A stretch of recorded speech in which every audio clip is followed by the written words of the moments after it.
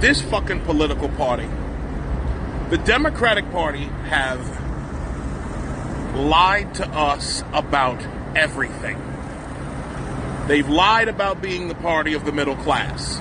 They've lied about being the party of peace. They've lied about being the party that wants to help poor people. Okay? What the last several weeks have proven to us all is that this is a cadre of criminals and losers and spoiled children of affluent parents who were more concerned about looking good than actually doing good. These are people who were more concerned about looking like they were doing something for the American people than actually doing things for the American people. And that's why I'm so angry. Because this party lied to me while stealing my tax dollars.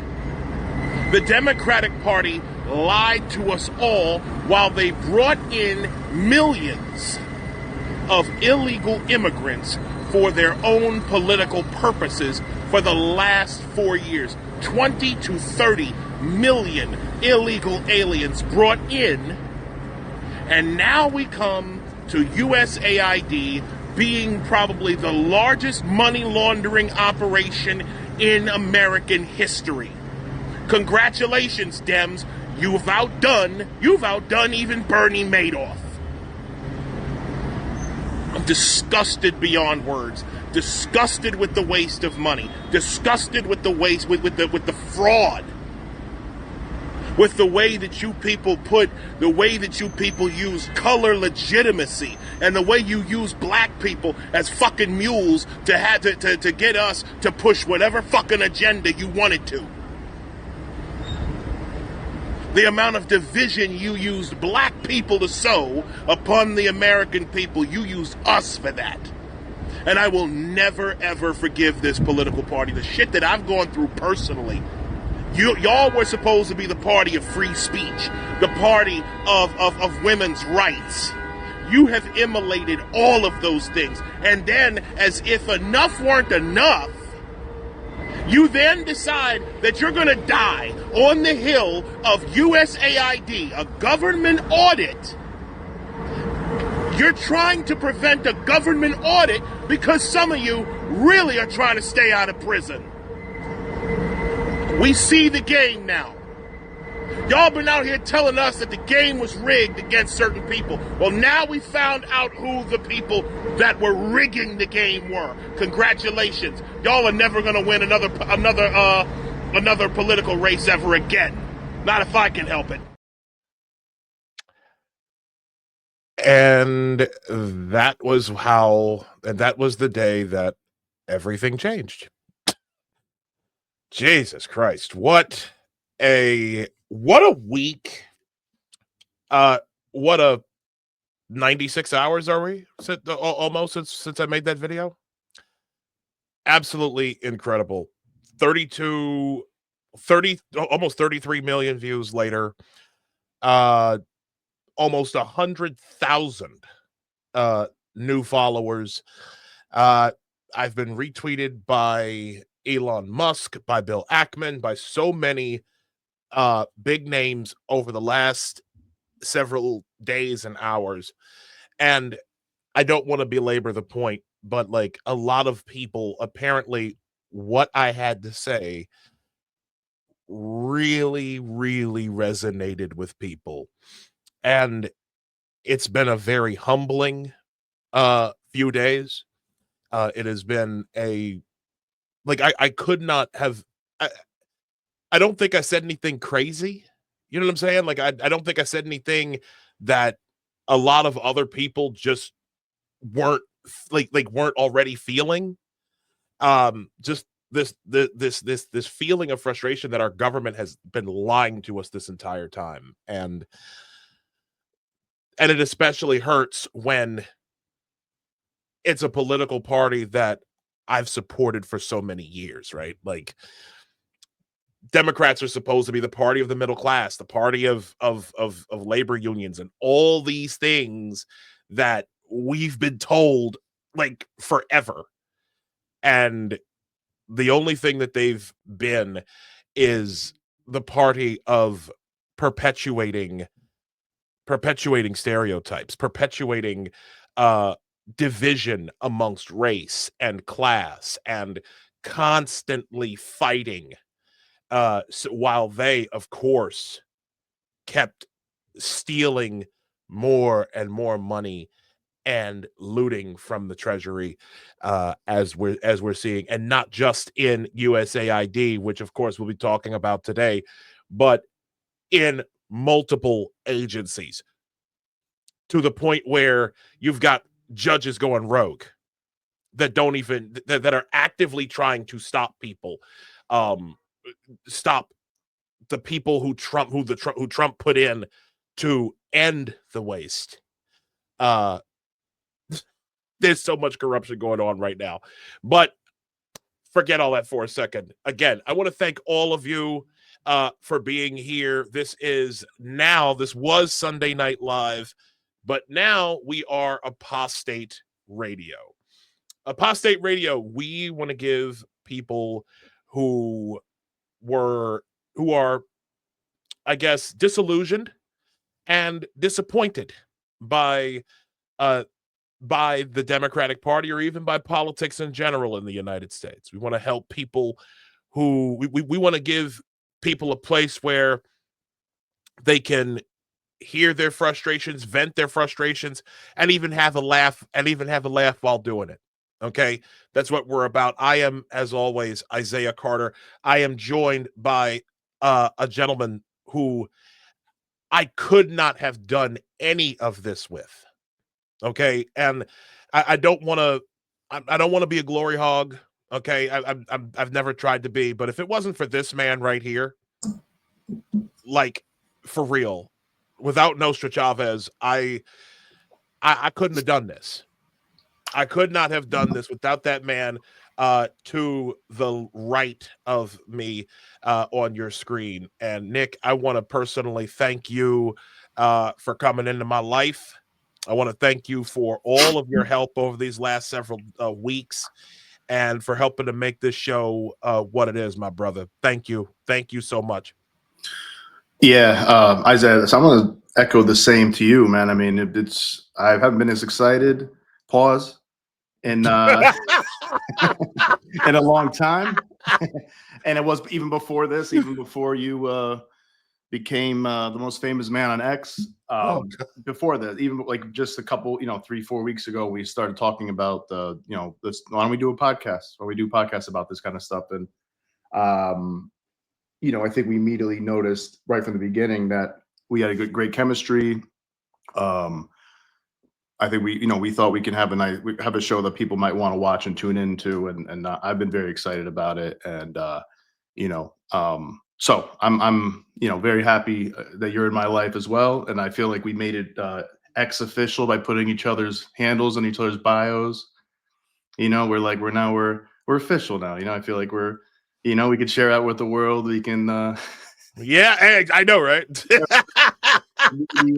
people introduce each other to each other's families now. Yeah, pretty much. Well, I want to thank you again. I want to now there's a guy who I know is going to have something to say about this. Another one of my best friends, who came into my life within the last couple of years. This is a gentleman who, again, I'm not talking about Alex Jones. Because I got to tell you something, Isaiah, man. When I was watching your conversation with Alex, and it was great. It was a great conversation. But I got to say, man, it really kind of pissed me off when Alex started talking about taking my co-host and maybe giving him a slap. He's just sitting there live on television to try to take my man over here. Slide in your DMs.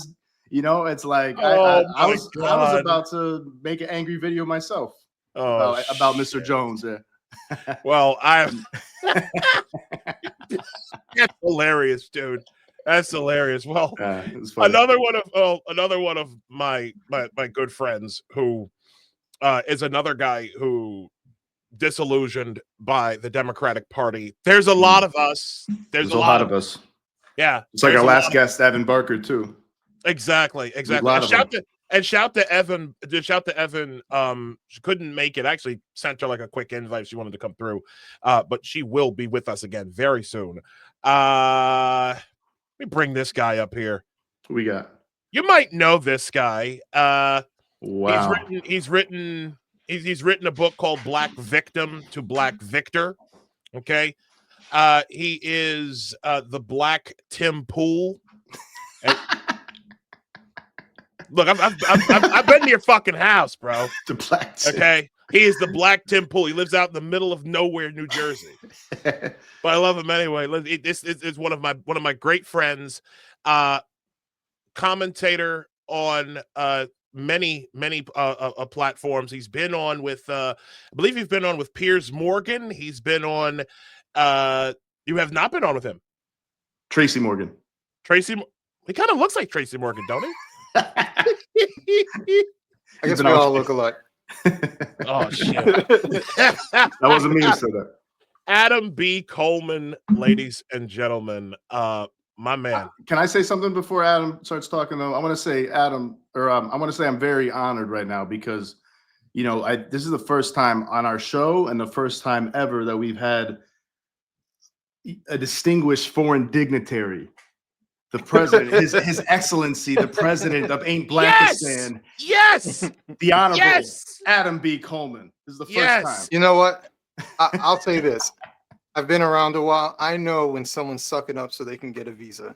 I've been waiting, man. I've been waiting in line. I'm trying to get my visa the right way. I'm not trying to come in illegally. Oh, I appreciate shit. that. I appreciate that. You just got bumped up. You got bumped up on the list. Yes. I knew it was worth it. I knew it. Oh my God, Adam, what's good, man? You've got. I can, because I know we talked about this behind the scenes. I'll give some detail. I have another book coming out soon, and that's as much as I can give at the moment. But it'll be out April 1st. Give us a little bit of that. Man. What's it about? What's something? Give us a little crumbs. Give some crumbs. Right. Come on. It's about childhood abandonment and family separation. It's a cultural critique, and it has a lot of personal stories from my childhood because that's my personal story. I think it's unique. I haven't said the title publicly yet, so I'm holding on to that. But I should be announcing within the next week or so. That's exciting, man. Yeah. Congratulations. Yeah, that's I think so important right now too. I think people don't understand how much so many people suffer from that and how it could affect people's futures. You overcame it, but I feel like a lot of people have a really hard time overcoming that. And people need to realize that is such an important responsibility, to be as a parent, to be able to be there for your kids and to help raise them all throughout their life. And if you don't, a lot of people have a hard time handling that. Yeah. And even down to, the general thesis of the book is talking about how the major issues that we see in our society, whether it be homelessness, drug addiction, prostitution, crime, the common link is that they typically come from some sort of dysfunctional home as a child. And what we're seeing is the output, but we have to look at the origins. And if we're going to prevent crime, if we're going to prevent all different types of violations on our civil liberties, we have to look at the origin and our responsibility as parents, or our responsibility before we become parents, and how we select partners and things like that. It's a way for me to say it's very easy to look at the guy who is getting arrested for stealing your shit and getting put away, but at one point that guy was a child, and that guy when he was a child was probably molested. I was actually talking to a New York City detective was a few weeks ago. We were having dinner together, and he was telling me basically, like, when you sit down with a lot of these guys, he might arrest some guy, he has to go to the hospital, and they're just sitting there chit-chatting. And he's like, when you sit there and you let them open up, most of these guys have been molested. Yeah. Mm. And that really I makes had people no act idea. out. You know, a lot of kids Yeah. will get like oppositional defiant, things like that, just acting out in school, get aggressive, or shut down and not want to participate in anything. And then Yeah. that leads them to do what? Maybe they have to join a gang or something like that, or become a petty criminal, or or worse, or do something, be Yeah. a predator or something like that. That could happen to a lot of people, or a drug addict or an alcoholic. Yeah. It's Is really it it's is harsh, it man. is it fair to say, Adam and Nose, like there's an element of even collective abandonment that a lot of people have been feeling, especially over the last Hmm. several years? I mean, because I'll be honest with you, like Mhm. we've all like I don't want to make this about myself necessarily, but when I think of the stuff that happened in my own life in 2020, like when I watched New York City basically empty out, and then with social distancing and masking, so it's like we abandoned standing close to each other, we abandoned our faces, as Mhm. it were, because everybody had to wear masks. It's like um Hmm. and then um with my own, my own abandonment, my DEI ex-girlfriend who left. Well, matter of fact, she left twice, and we've talked about that before. But do you think that, yes, like overall, it's just been this collective abandonment by the elites in our society, the people who we ask to govern, that we elect to govern us? Like what do you guys think of that? Like that's kind of, I feel like that's a thing, right? I mean, I can see that in some ways. No one likes to feel abandoned. No one Mm. no one likes to have that experience. So I could see if you're waiting for someone to advocate for you. Now that you have me thinking about it, I think that's the ultimate tragedy of what we saw, was that a lot of Americans felt like the people, whether they're politicians or some sort of bureaucrats or media apparatus, um, they're in a particular position where they can advocate for people, and they refuse to. And not only did they refuse to advocate for us, but they smeared us. Um, Mm. and Yeah. so, when you're like, hey, I have a real nonpartisan reason as to why I don't know, need to go back to work and pay for my family, they call you a monster grandma killer and all these other things. Um, there there's a reason why a lot of people have a visceral hatred towards the government. Is because they felt like they were abandoned by the government. So anytime there is someone that you, or someone or something that you hold as important, and as an authority figure that leaves you behind, there's going to be an anger that's left behind for it. So in the same way, if your father, who's your authority figure, constantly abandons you, I mean, it's not unreasonable for you to hold hatred towards them. Mm. Matter of fact, it might be more unreasonable for you to constantly forgive them, even though there's no sign of them changing. Yeah. Absolutely. So, in the same way, my father, the last time I saw my father, I was 16. Mm. And the last time I talked to him, I was 21. I had just had my son. Um, and You it was you a had very, you had your son at 21, or yeah, right, or okay. yeah. And so for reference, I'm 40 now. Um, and when I was talking to him, it was a very, I called him at his job. He was a tailor. He had his own business. So it's not like I'm calling some corporate office, right? He's the owner. Um, Mm. and I called him, and it was kind of like I was bugging him. And it's always terrible when you have to say, "This is your son, Adam." Oh my Mm. God. You should know you by your voice and everything. Yeah. No, because I was like, "This is Adam." I was like, "Your son," Yeah. because it just didn't. He was kind of like, he didn't say it like, "What do you want?" But he was just kind of like, "Why are you calling? What do you Yeah. need?" That kind of thing. Oh my Nobody wants God. that reaction, especially from your parent or a loved one. It's like, you know, it makes you feel like shit. I'm sure it makes you feel like, oh, I guess I'm not worth that much, huh? Not even my dad wants to talk to me. Yeah, And exactly. that can, if you aren't a strong person who can overcome that with perspective and wisdom and stuff, you know, that could really ruin your life or drive you in the wrong direction for a long time, and maybe you never recover. Yeah, it's very serious. Yeah, it is. And after that, because it was like a 2-minute phone call, because it was very clear he had no interest in talking to me. 2 Um, and you figure he would be like, hey, maybe he really is super busy. He's talking to a customer, and he'd be like, hey, I'm going to call you back. Don't worry about it, buddy. And like, you know, an hour or two, you have a nice conversation. But I imagine yeah. that wasn't what happened. No, And he never called you back? no, That's terrible. no. That was the last time I talked to him. And it was something where I told myself, I'm not going to be the one that reaches out anymore. It's very clear he's not interested, but maybe one day he'll change his mind. And if he does, I'll always answer his call and I'll give him a chance. But I'm not putting in the work. He needs to put in the work. He's the father. That's my belief. You know what's funny, Adam? I think you're right, but you know what's funny is just a side note. I think Joe Rogan has like a very similar story with his dad. Yeah. So if you see this, man, I mean, maybe he might not want to talk about that. I don't know, but with his personal life, but I know that you know, I think his dad kind of abandoned him early, and he just doesn't want anything to do with him. His biological dad, right? That's what I've gathered from hearing a lot of his conversation.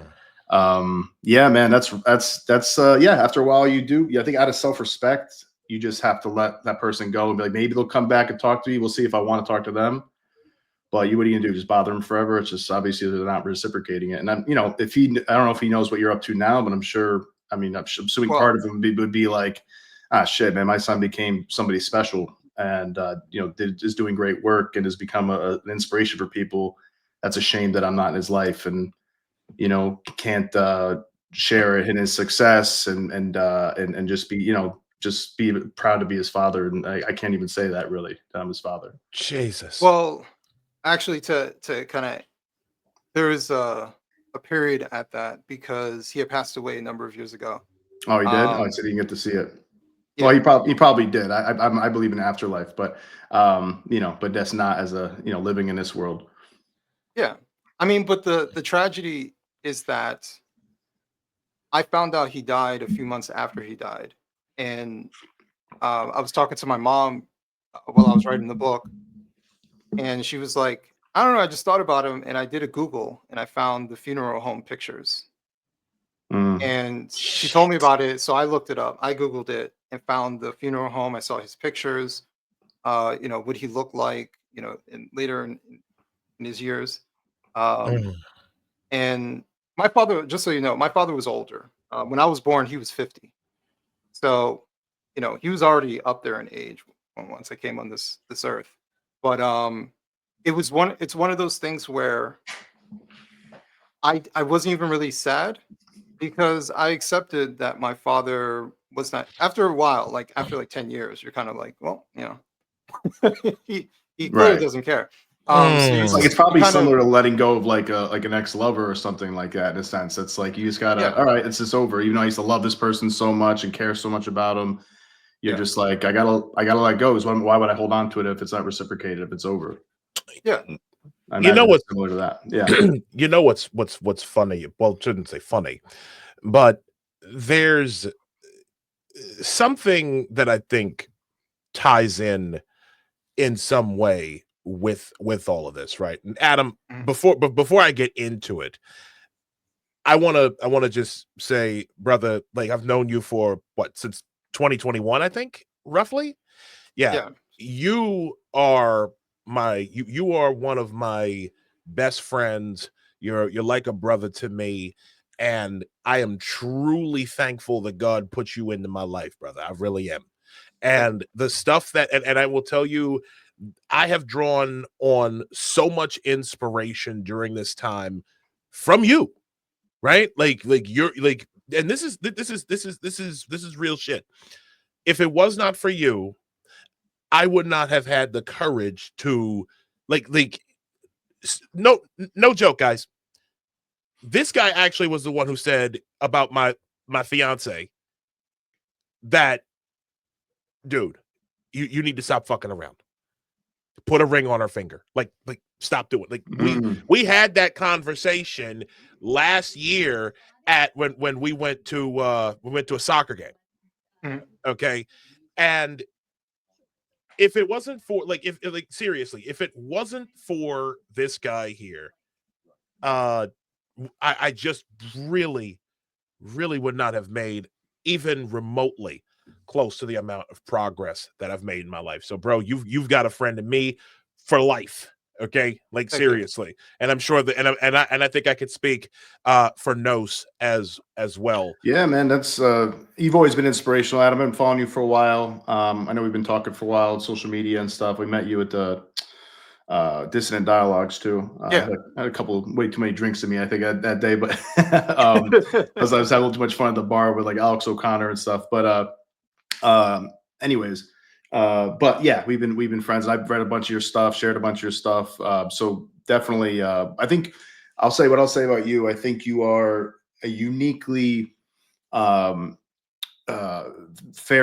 moderate-minded person. And like a storm of, getting maybe people on both sides get a little too extreme, a little too angry. And like I'm one of those people. I think Isaiah, we both get angry, and I think rightfully so in a lot of ways, but also, but you're just like kind of more like, hey, like here's like the facts of the matter. Let's look at both sides a little bit. Let's not try to get too crazy. And I think those people are really important too, because it's so easy to get caught up, especially in social media, where the algorithm just rewards anger and antagonism. So that is just one way that you, I think, are a very important figure on social media, and in this because X is such a community of like journalists, influencers, writers, you name it. So it's like this is like where a lot of people bring their ideas together, and then they hear criticism and they hear people adding ideas. So we need people like you. So you definitely inspired me as well. I remember seeing you when you had, as many followers as I had or something like that. And now, you skyrocketed like a couple years ago.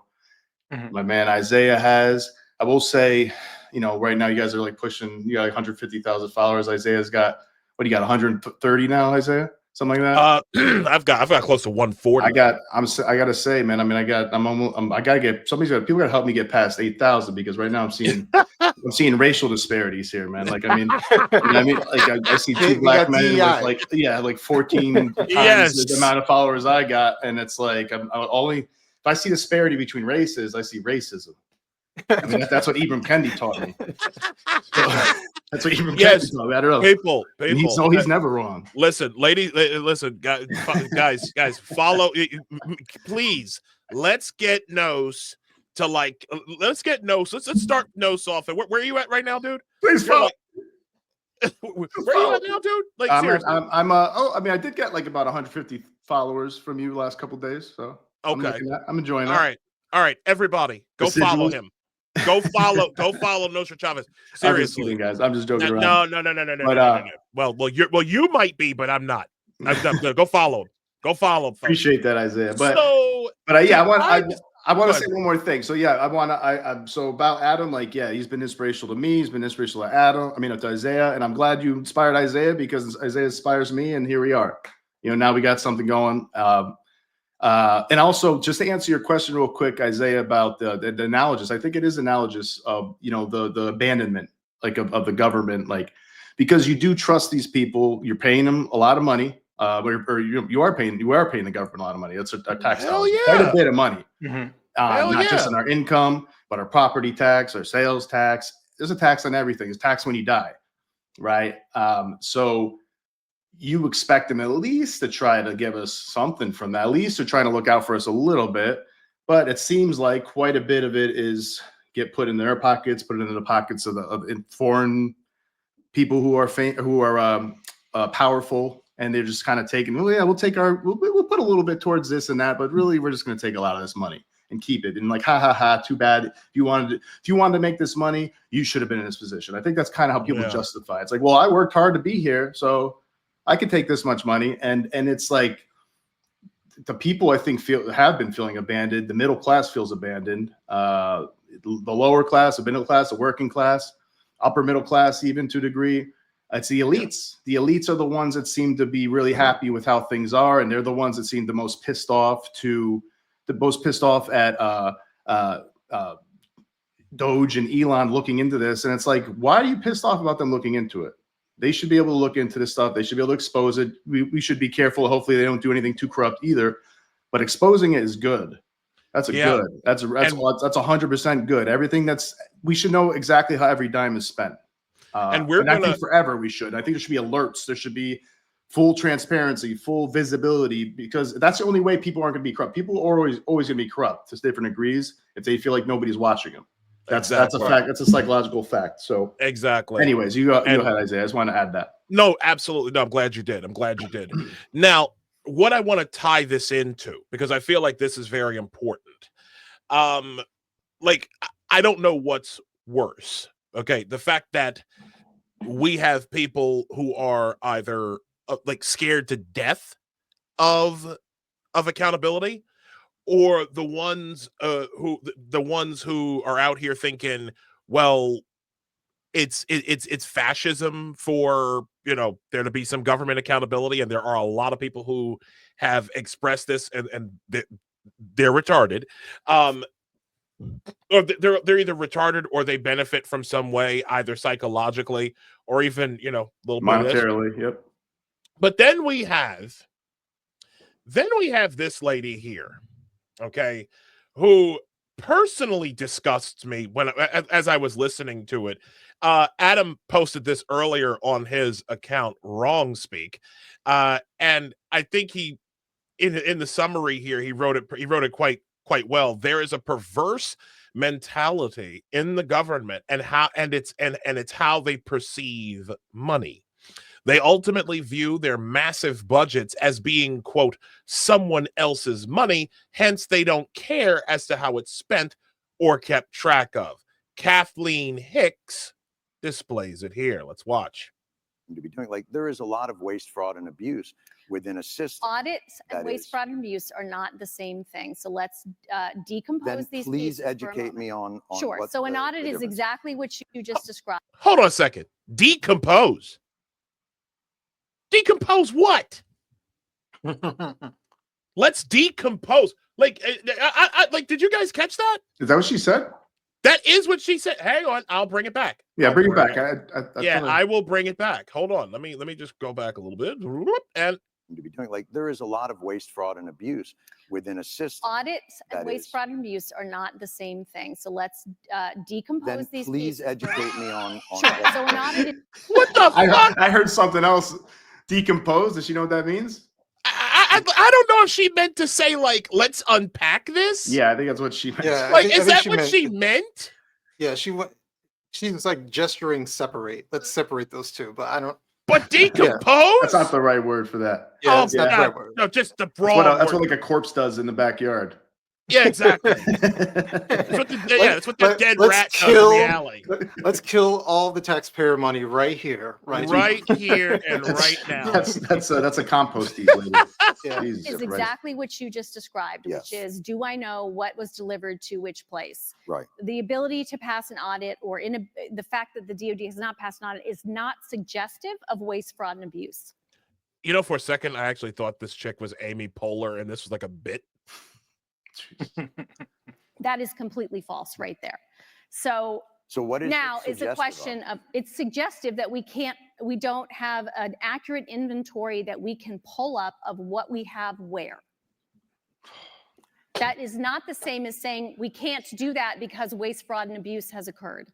So in my world, that's waste. How is that waste? If I give you $1 billion and you can't tell me what happened to it, that to me is wasteful. That means you are not responsible. But if you can't tell me where it went, then what am I supposed to think?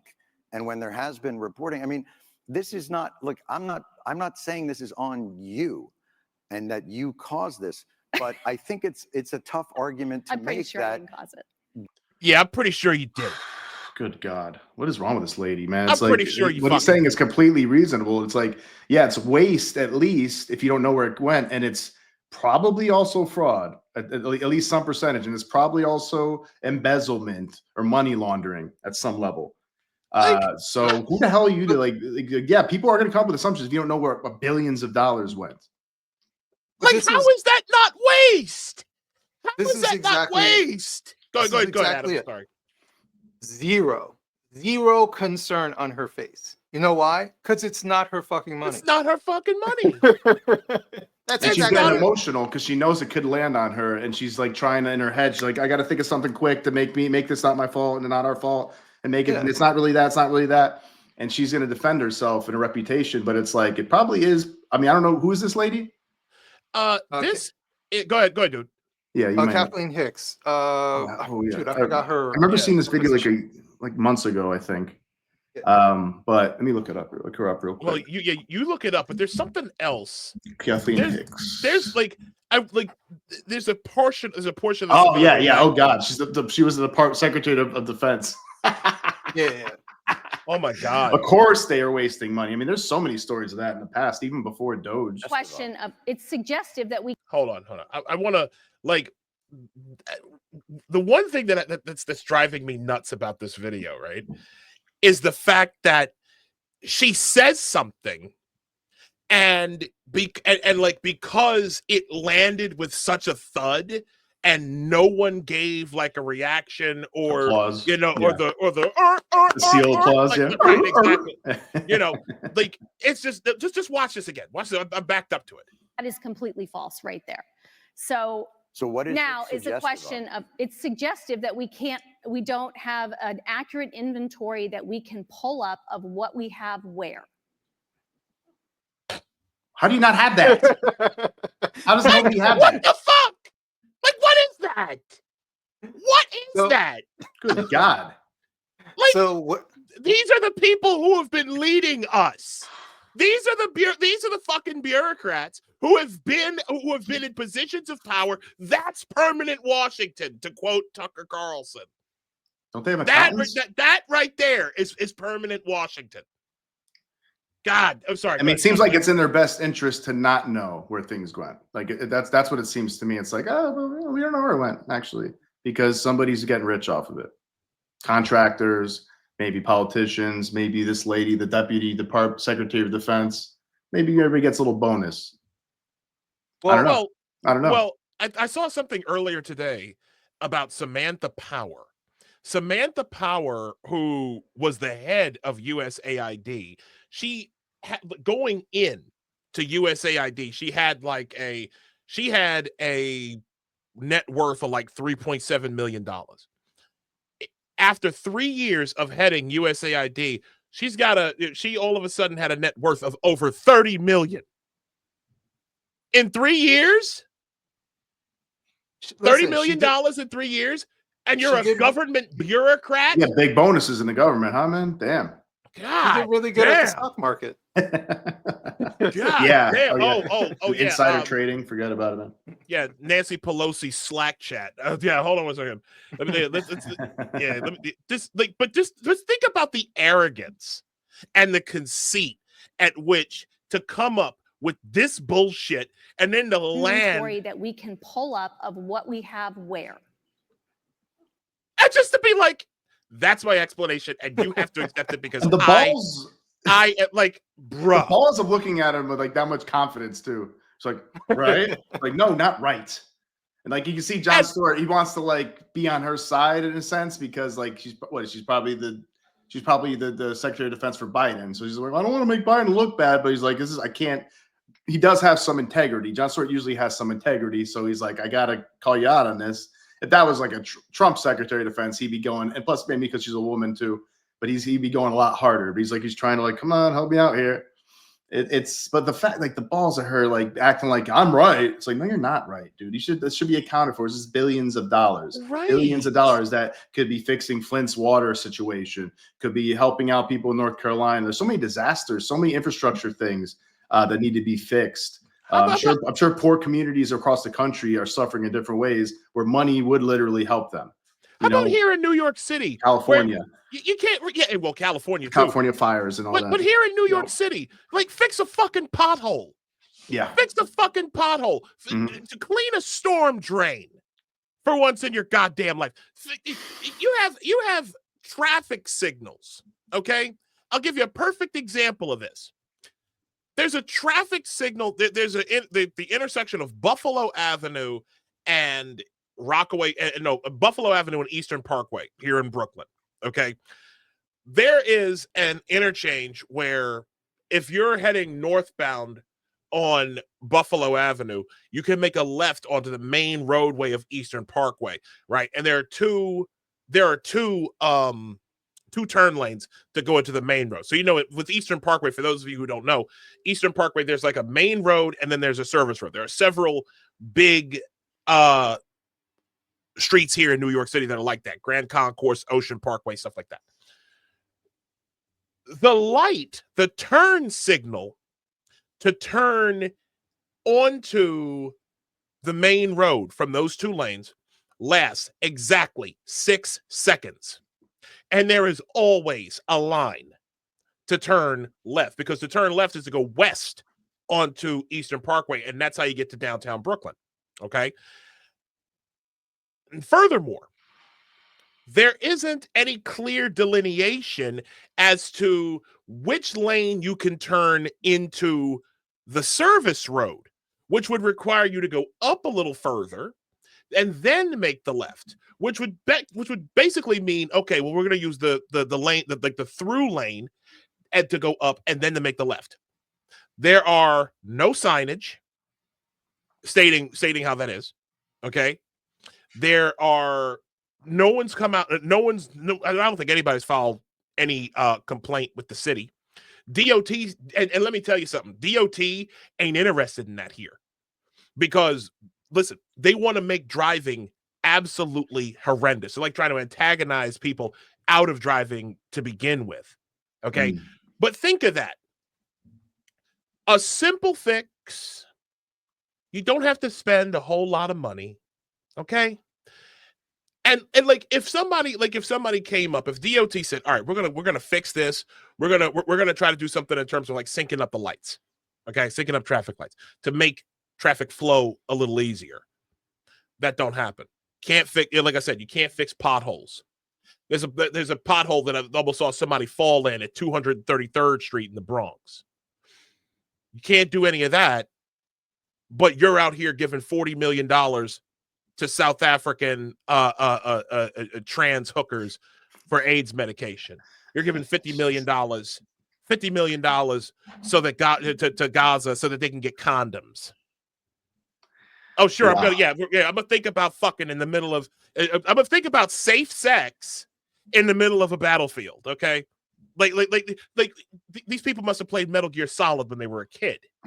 Okay, like that's that type of fucking thinking. But anyways, let me continue. It's that type of waste that people are angry at, as they should be. Yeah, but when you're going up against people like this, and I'm going to let this play through. That is not the same as saying we can't do that because waste, fraud, and abuse has occurred. So in my world, yeah, that's waste. How is that waste? If I give you $1 billion and you can't tell me what happened to it, that to me is wasteful. That means you are not responsible. But if you can't tell me where it went, then what am I supposed to think? And when there has been reporting, I mean, this is not, look, I'm not saying this is on you and that you caused this, but I think it's a tough argument to make sure that I didn't cause it. an $850 billion budget to an organization that can't pass an audit and tell you where that money went. Like, I think most people would consider that somewhere in the realm of waste, fraud, or abuse, because they would wonder why that money isn't well accounted for. And especially when they see food insecurity on military bases, and they see. You want to talk about that? Because that's a good. We should be talking. I mean, Well, I'm trying to understand where you're trying to go, other than the dollars, which really bother you. I think it doesn't really bother me. I think Oh it's my goodness! You hear that? Tell me that story. Jesus. Why do these dollars bother you? When I Like, see, what? Who cares if we lost all these billions of dollars? Like, it's not a big deal. Of our money, that could be going towards so many other things that would really actually make citizens' lives better, poor people's lives better, middle class people's lives better, working class. What the fuck is she talking about? The attitude, the arrogance is brutal. Adam, That's your exactly thoughts, it. sir? Yeah, she's saying, "Well, you're so fixated on these dollars. It's not her money." Oh my God. It's like, if you were in my position, you'd do the same, because you know why? It wouldn't be your money either, right? It's just how the game works. Yes, it's just how it is. This is the other thing I was going to say is how she speaks.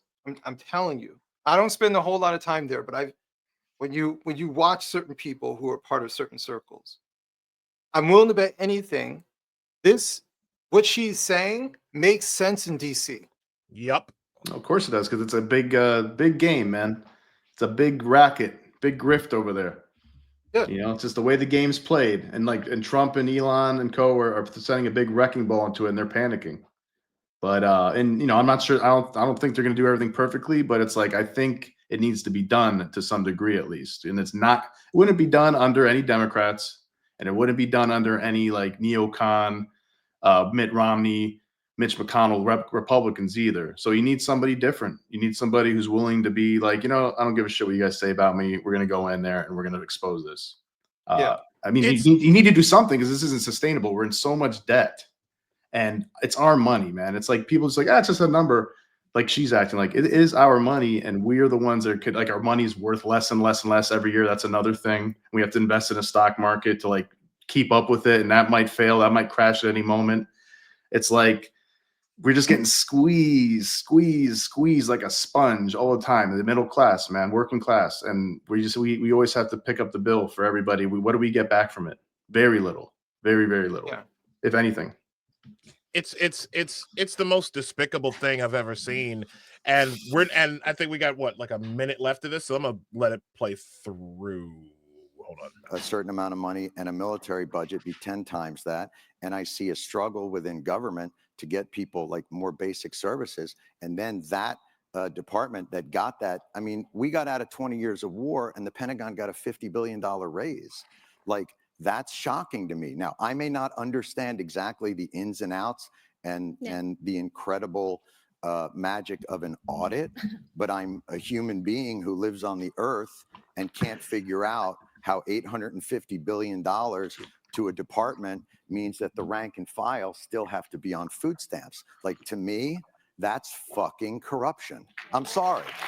And if that blows your mind, here. And if you think Attaboy, John, that's like a crazy agenda for me to have, I really think that that's institutional thinking, and that it's not looking at the day-to-day reality of the people that you call the greatest fighting force in the world. So I get back to this idea of like, I'm not looking to pick a fight with you, but I am surprised at that. The reaction to these questions are, you don't know what an audit is, bucko. Like, that's just weird to me. Okay. Good shit, John. Well said. That's the Jon Stewart I missed. Yeah. Go ahead, Adam. You started to say something.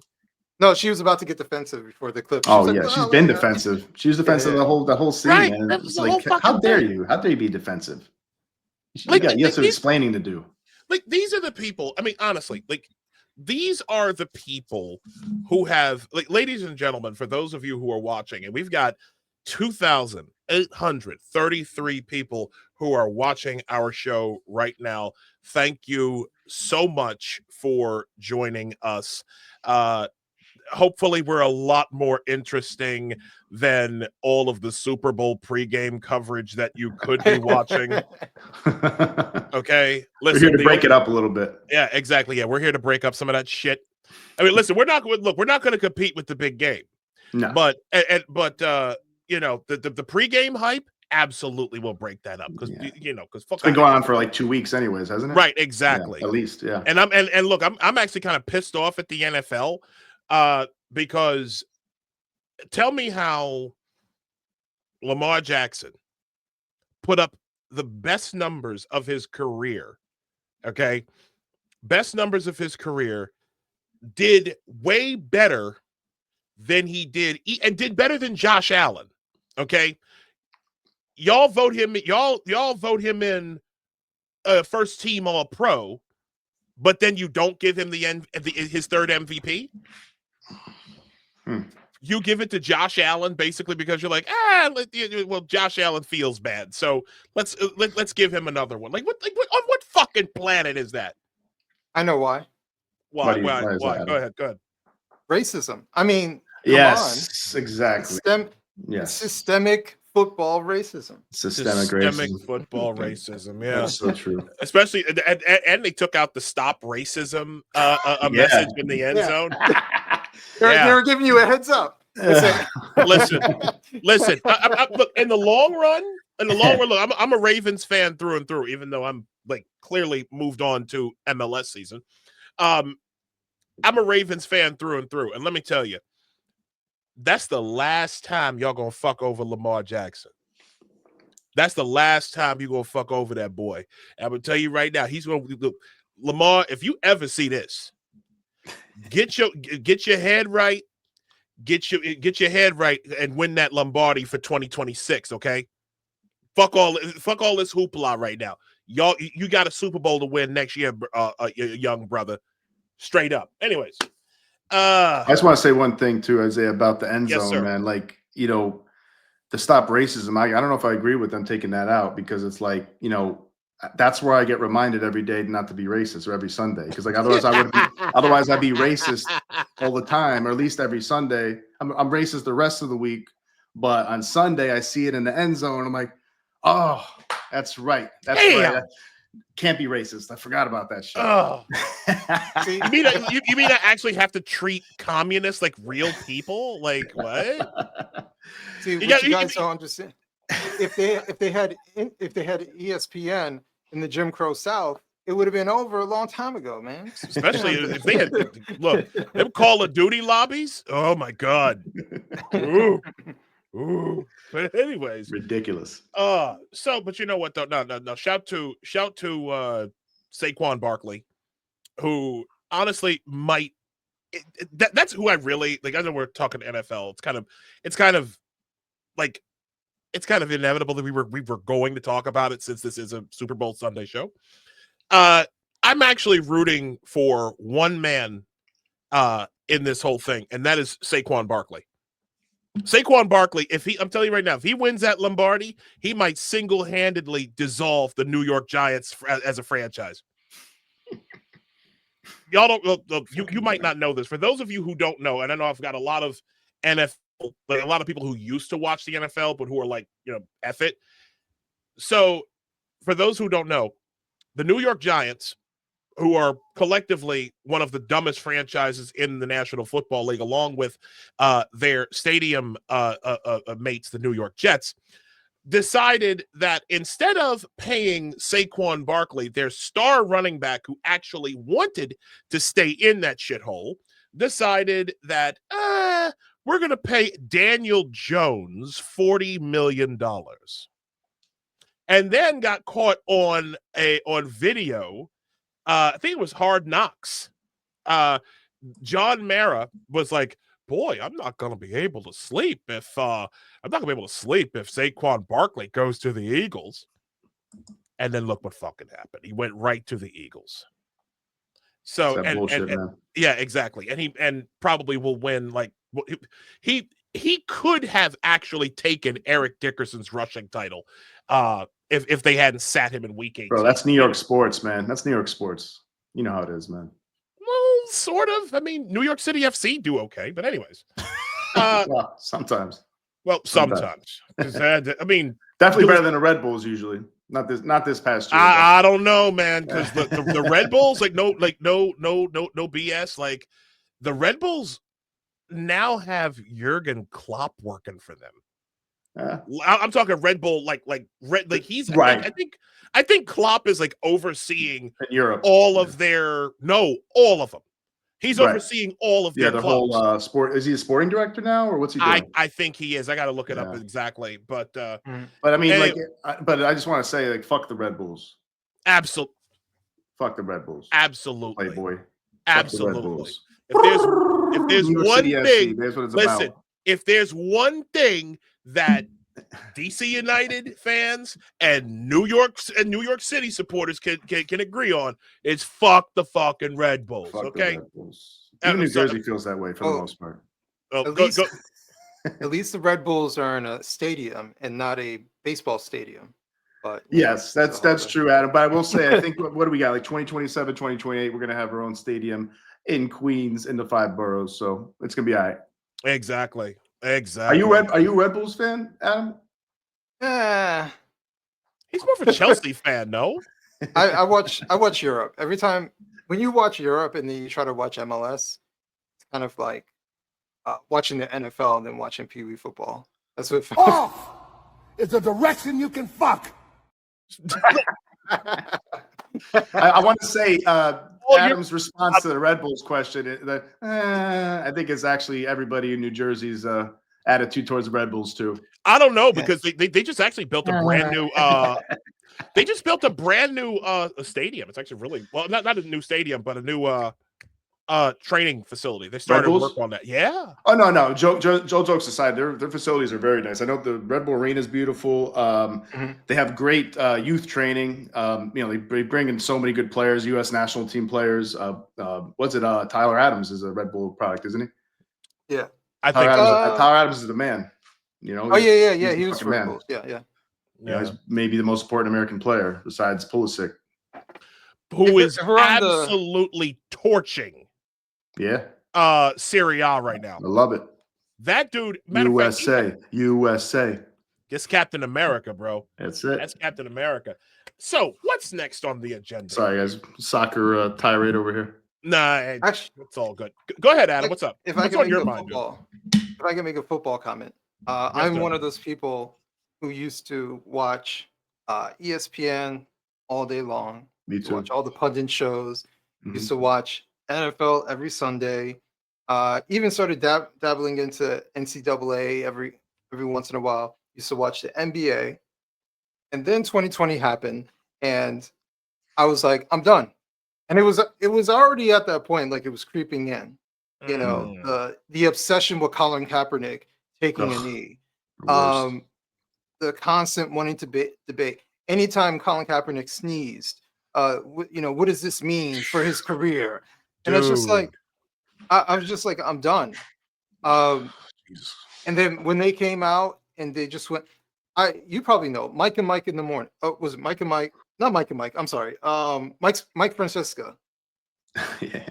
I used to. I don't listen to him. I used to listen. Yeah, I used to listen to him because he's Mike and the Mad Dog back in the 90s too. Yeah, I would listen to him in the afternoons, and then COVID happened, and they were talking about COVID. Like they weren't talking sports. It was literally COVID conversation. I had to turn it off. Yeah, everybody was obsessed. And I was just with like, it. I was like, what is happening? Sports died. Because there wasn't any went political sports going on. Yeah, that's what it was. There were no sports going on, so everybody was just. So what are we going to talk about now? Everybody was literally just twiddling their thumbs in studios all over the country, and then decide all of a sudden that we're going to go ahead and just produce the party narrative. You know, that's really when 2020 was really when the machine state. And shout to Tim Pool for that for coining that phrase. That's really when the machine state became a thing. You know, I think where's that video? And it became very visible, at least. You know, especially like if people. It was always there. Yeah. Well, it was always there. They just turned it up. That's all. And I think Rogan was a big part of that, and like his circle of podcasters was a big part of exposing it. Yeah, but they made it pretty clear, and then they're getting pretty totalitarian with some of the things they're doing, like mandates and stuff, censoring free speech, censoring free press, censoring stories that are actually legitimate. They show their true colors, and people haven't forgotten it, thankfully.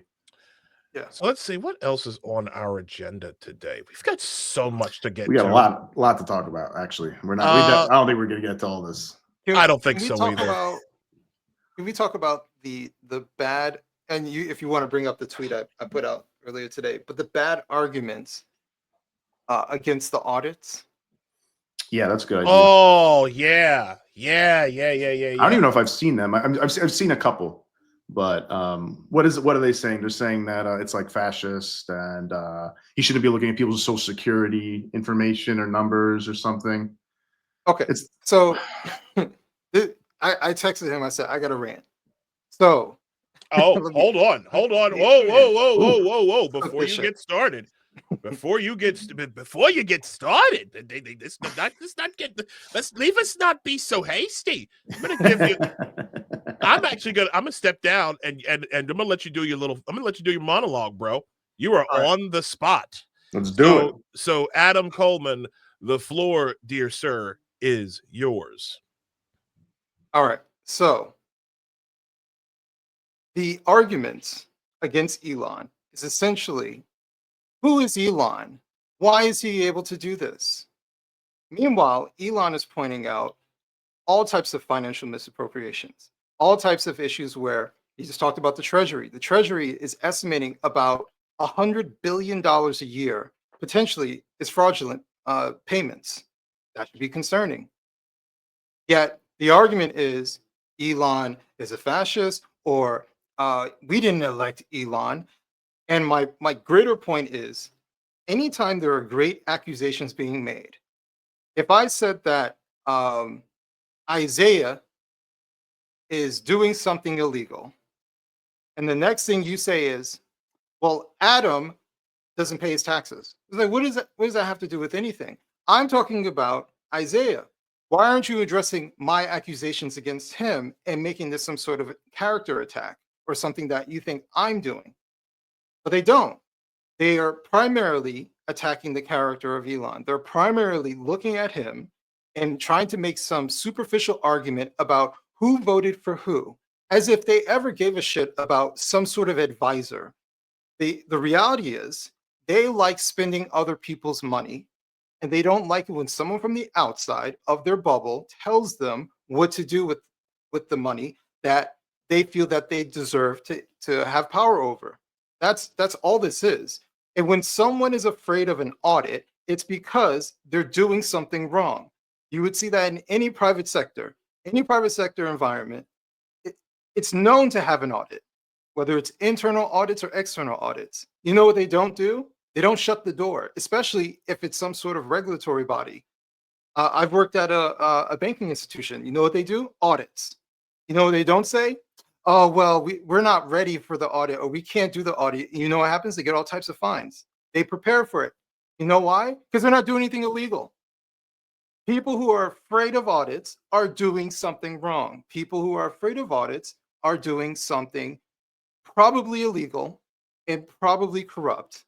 Or at the very least, it just shows how terrible at their job they are, that they cannot keep track of other people's money. You know why they can't keep track of other people's money? Because they don't care about other people's money. That's what this is all about. It is not about Elon, because guess what? If Trump put in someone else instead of Elon and was doing the same exact thing, they would do the same exact thing to that person. Because it's not about Elon. It is about the issue of having some sort of accountability. Yes, the federal government is afraid of accountability. And then you have these spoiled ass federal workers who, guess what? Many of them really don't care that much about their job anymore, because they're willing to take the payout and they're willing to leave. Why? Because they know accountability is coming. Should not be a situation where, you know, if you get a government job that you can be there forever until you're ready to leave. Why is a government job given that sort of guarantee, but we're not given that sort of guarantee in the private sector? How come I have to perform routinely to keep my job, but they get to sit there, and whether they feel like working or not, or whether they do a good job or not, or whether their job is even useful to even exist or not, they get to stay there. No one cuts anything. Everything stays the same. And so finally, we get Elon and Trump, who are acting like the Bobs in Office Space. What exactly do you do? And you know what the answer is? Well, I'm a trans, queer, I've been here for 30 years. Oh, well, we do really good work. It's bullshit. It's absolutely bullshit. If you are useful, you should be able to show that you're useful at your job. If you're not useful, guess what? You get to get fired just like everybody else. And they feel they have this special privilege to stay in a job doing things that they probably don't need to be there for. So I have a whole lot. Oh, and one other thing before I end this rant.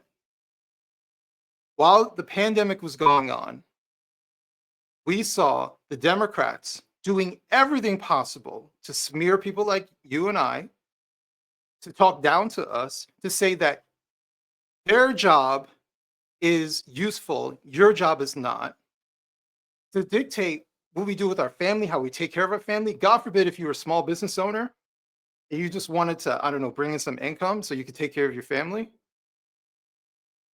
But they did all that to stand in front of the American people, to pit us against each other, to say that there's no other solution other than to lock things down.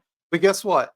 You can't open your store, mom and pop shop. But guess what? Walmart, Target, Amazon, everybody else gets to operate like normal. I wonder why that's the case. It's almost like one has a lobbying group and the other one doesn't.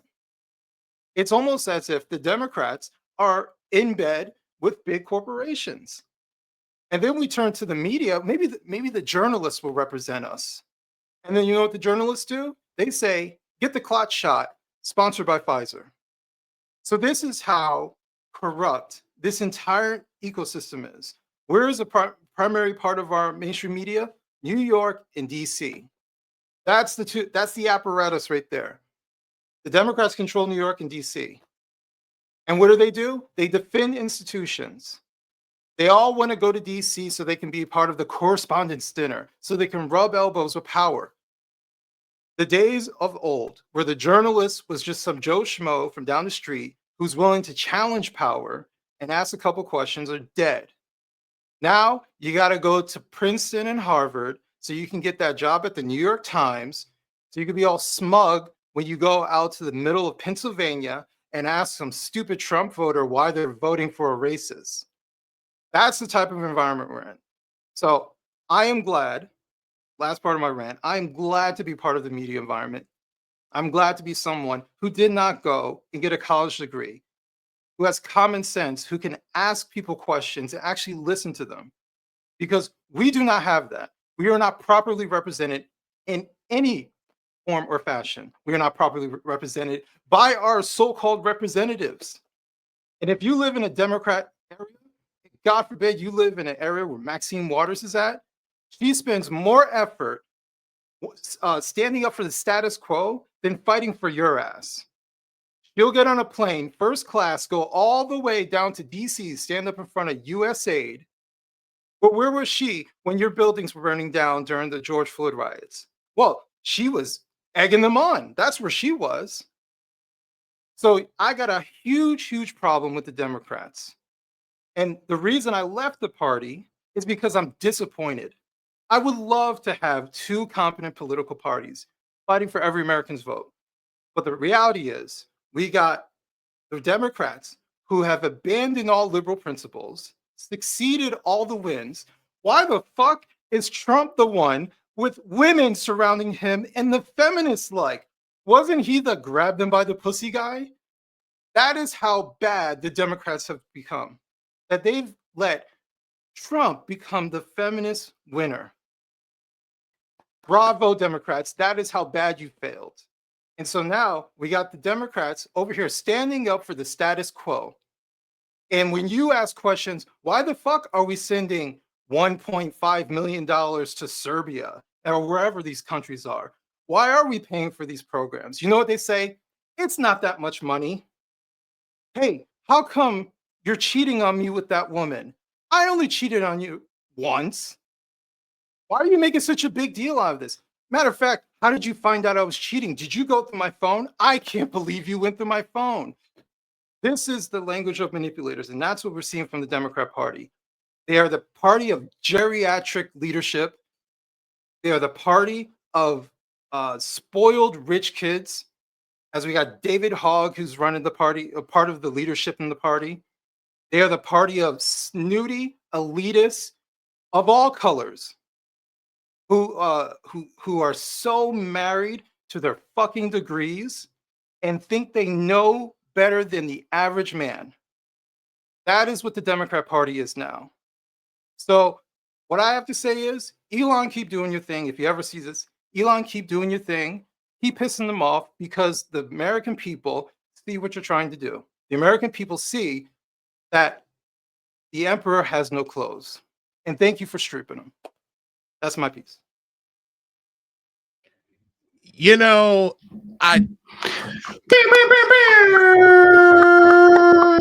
that's my man's in them. That's a good ass rant, Adam. Thank a lot of things. you. I agree with that whole sentiment. Yeah. Hell yeah. That's what we need to see. That's what we need to see more out of. Adam, bro, you said it better than I could. You said it better than I could, seriously. And I've never, like, while they're fucking off with our money, they're fucking off our money everywhere. This is what they did. This is what they've been doing. Have you seen this? Let's go with her.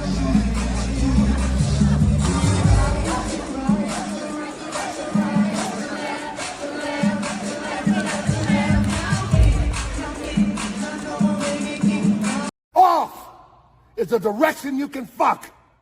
That's the money laundering shuffle right there. Right, the money laundering That's shuffle. a money laundering shuffle. There you go. Down, USA, USA, USA. Dancing with your money, dancing with your money. Yes! Yes! Bro, while they fuck off with our money, this is something else they've been doing.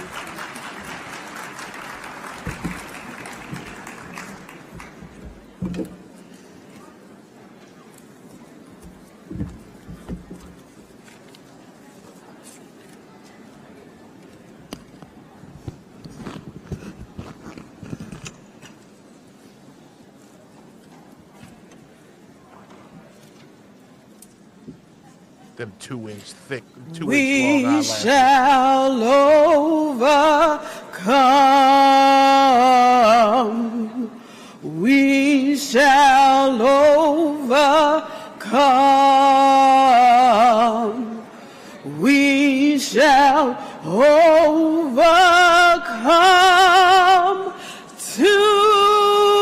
today.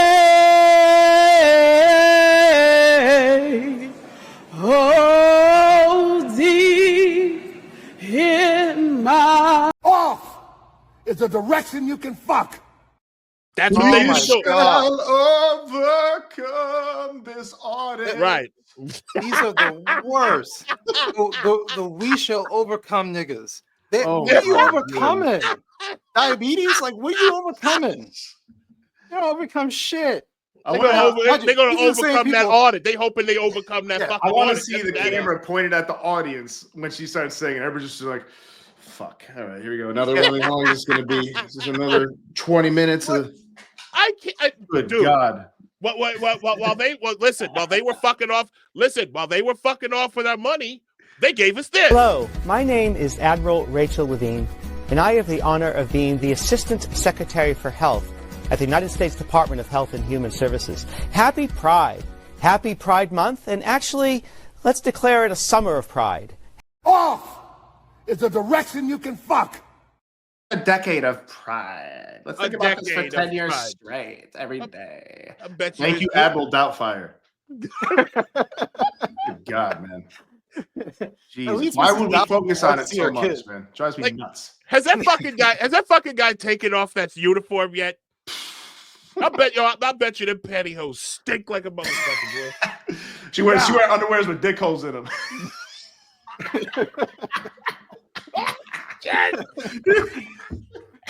Oh, that's a Chappelle reference. I didn't come up with the haters. I know. Oh my God. Rosie O'Donnell. They said that about. I think. Yeah. The haters. The haters ball. Pitbull. Oh my God. You know what? Now I know what we're overcoming. Yeah, bullshit. exactly. There we yes, exactly. God, oh man, damn. That's bananas, dude. But this goes to another thing. Yeah. This goes to another thing. Whether it's politics or whatever, what you prioritize is what you really care about. Mm-hmm. And we get to see what they prioritize. They prioritize LGBT bullshit. They prioritize we shall overcome an imaginary obstacle of systemic whatever.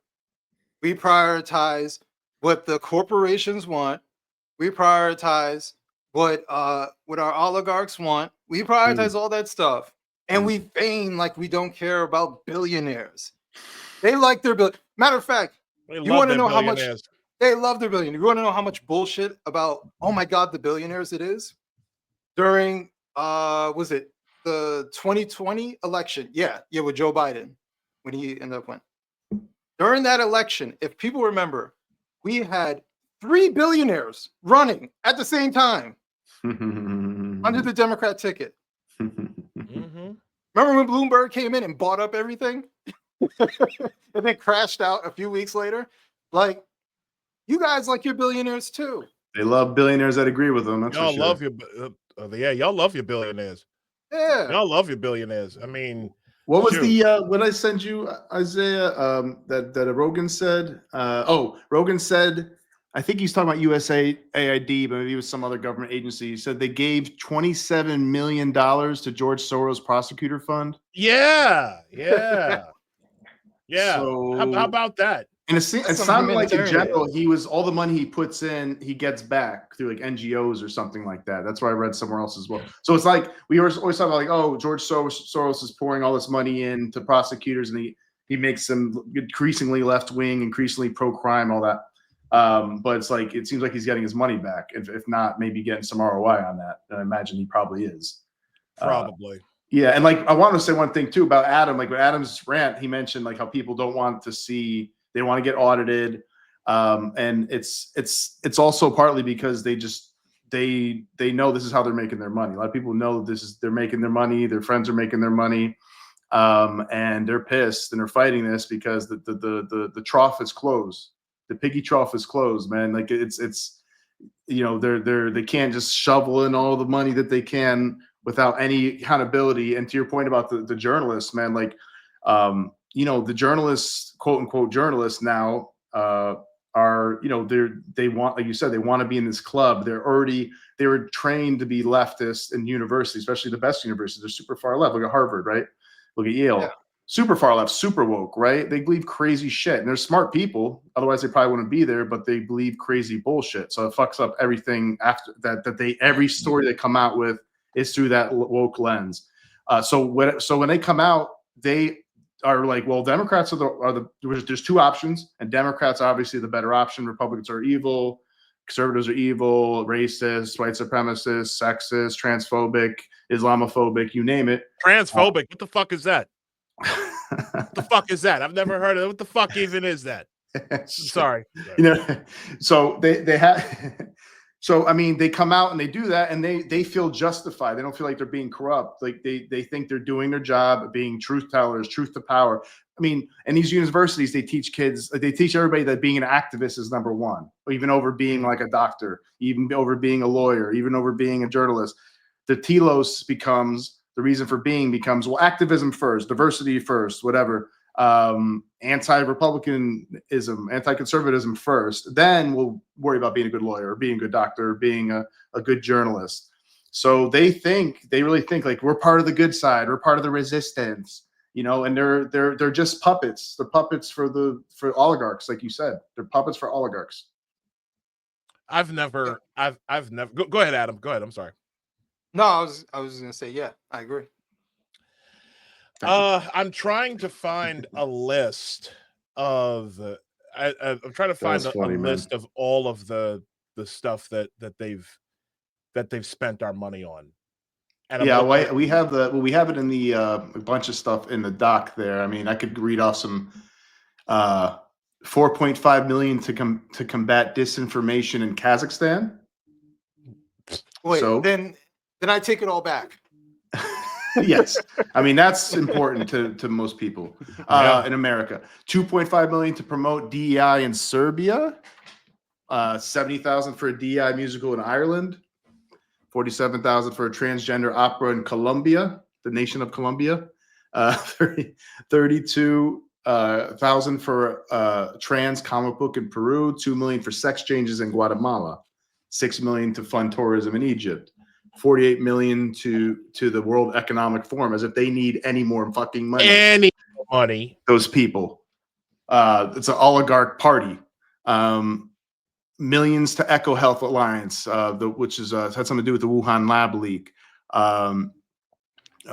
Gain of function. This is one to drive, and Adam will probably want to know about this. I'm sure you know. I read somewhere that they sent $34 million on Politico. Yeah, it was subscriptions, like with the ones like $100,000, $120,000 for a subscription for one person, something like that. Yeah. Did they raise the prices recently? I think Politico so. For subscription, I thought it was probably something like $4 to $9 a month, but maybe now it's $130,000 a year. Who the fuck is even subscribing to Politico like that, dude? Listen, even in my more liberal days, I didn't know anybody who was flaunting a fucking Politico subscription. Politico has always been. Oh, look, it's Clint Eastwood. The empty chair. You know? Yeah. Okay, I missed that one. Yeah.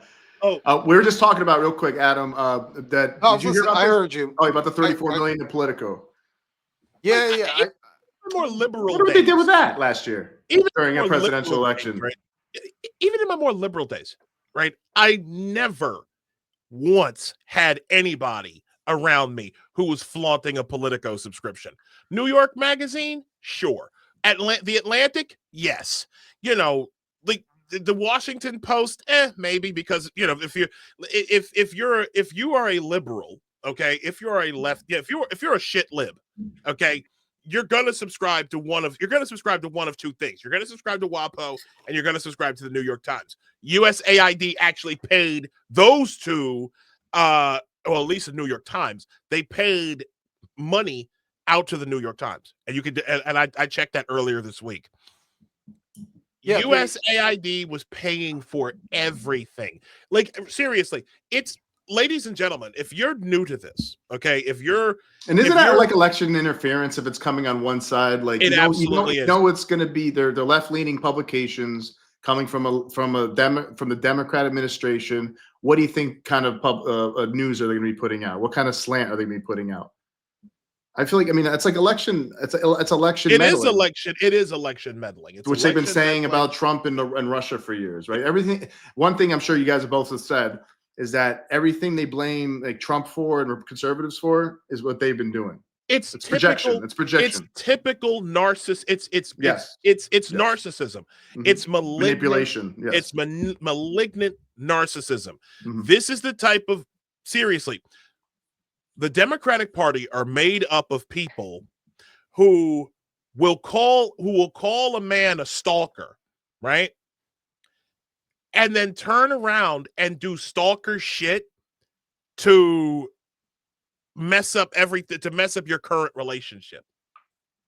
Like that's these are the Democratic Party are made up of people who will do everything in their power to manipulate and get people to do what you want, like say move to another part of the country, and then turn around and get into another relationship, even to a marriage, with a guy even further away than you are, and do the same shit. Ask me how I know. Those are the types of people who the Democratic, who is the primary makeup of the Democratic, but people who are projectionists, people who are narcissistic, who never do anything wrong in their own eyes. These are people who externalize blame as soon as they get caught, as soon as their solutions don't work. Okay, as soon as the things that they don't, the things that they promote fall apart, they externalize the blame, and then they want to keep doing the same things over and over and over again. The snake that eats its tail, the Ouroboros, the ass eaters. Okay, there's nothing wrong with ass eating, Isaiah. But when it's your own, that's true. When it's your own, when it's your own, that's a good point. That's a good point. I wasn't talking about that. Sorry, Adam. Go ahead. You look like you have something on your mind. I didn't know I was coming on to a pro ass eating podcast, but well, we have very diverse opinions on this podcast too. This is a heterodox podcast, Adam. I guess so. Well, when we're talking about the Ouroboros, and like it literally is. Go ahead and say what you got to say, Adam. No, I'm gonna find this to prove a point. Go ahead. Well, I'm listening. So just to be 100% fair, narcissism, partisanship, it's not a left or right issue. Like, it's bipartisan. Mm-hmm. I think the difference is that there's one particular party that constantly operates off of that. They constantly operate off of that tactic. And the other party, which tends to be less aggressive, more passive, is almost like the good cop, bad cop. Traditionally speaking, the Republicans seem to be the, well, let's not go that far, and then they get dragged along by the Democrats. But I think there are a lot of issues when it comes to the Democrat Party. Like I was saying in my rant, I'd love for the Democrats to actually get like a legit win, not just a win to say, they messed up, so we get one over. I mean a win for the American public. Like, they're on the right side of this. For them to, even if you're like, oh, Johnny come lately, you know what? I'll take Johnny come lately rather than Johnny never comes. Like, I'll take that any day of the week. If next week they turn around and say, you know what? Elon's right. We need to help and support this audit. I'd be like, thank you. Yes, 100%. Let's help the American public, right? Yeah. There's a lot of tit for tat, like, and some people have a change of heart, and then people want to hold them. Oh, you where were you? All right. Yeah. F all that.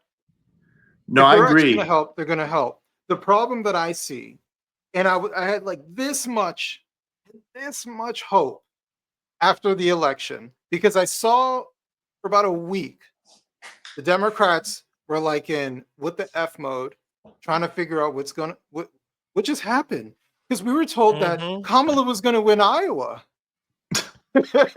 Do y'all remember, real quick, that video of this girl who was like, I read Kamala's star map and looked for like star dust on the streets and shit, and that was how she just knew that Kamala Harris was going to win the election.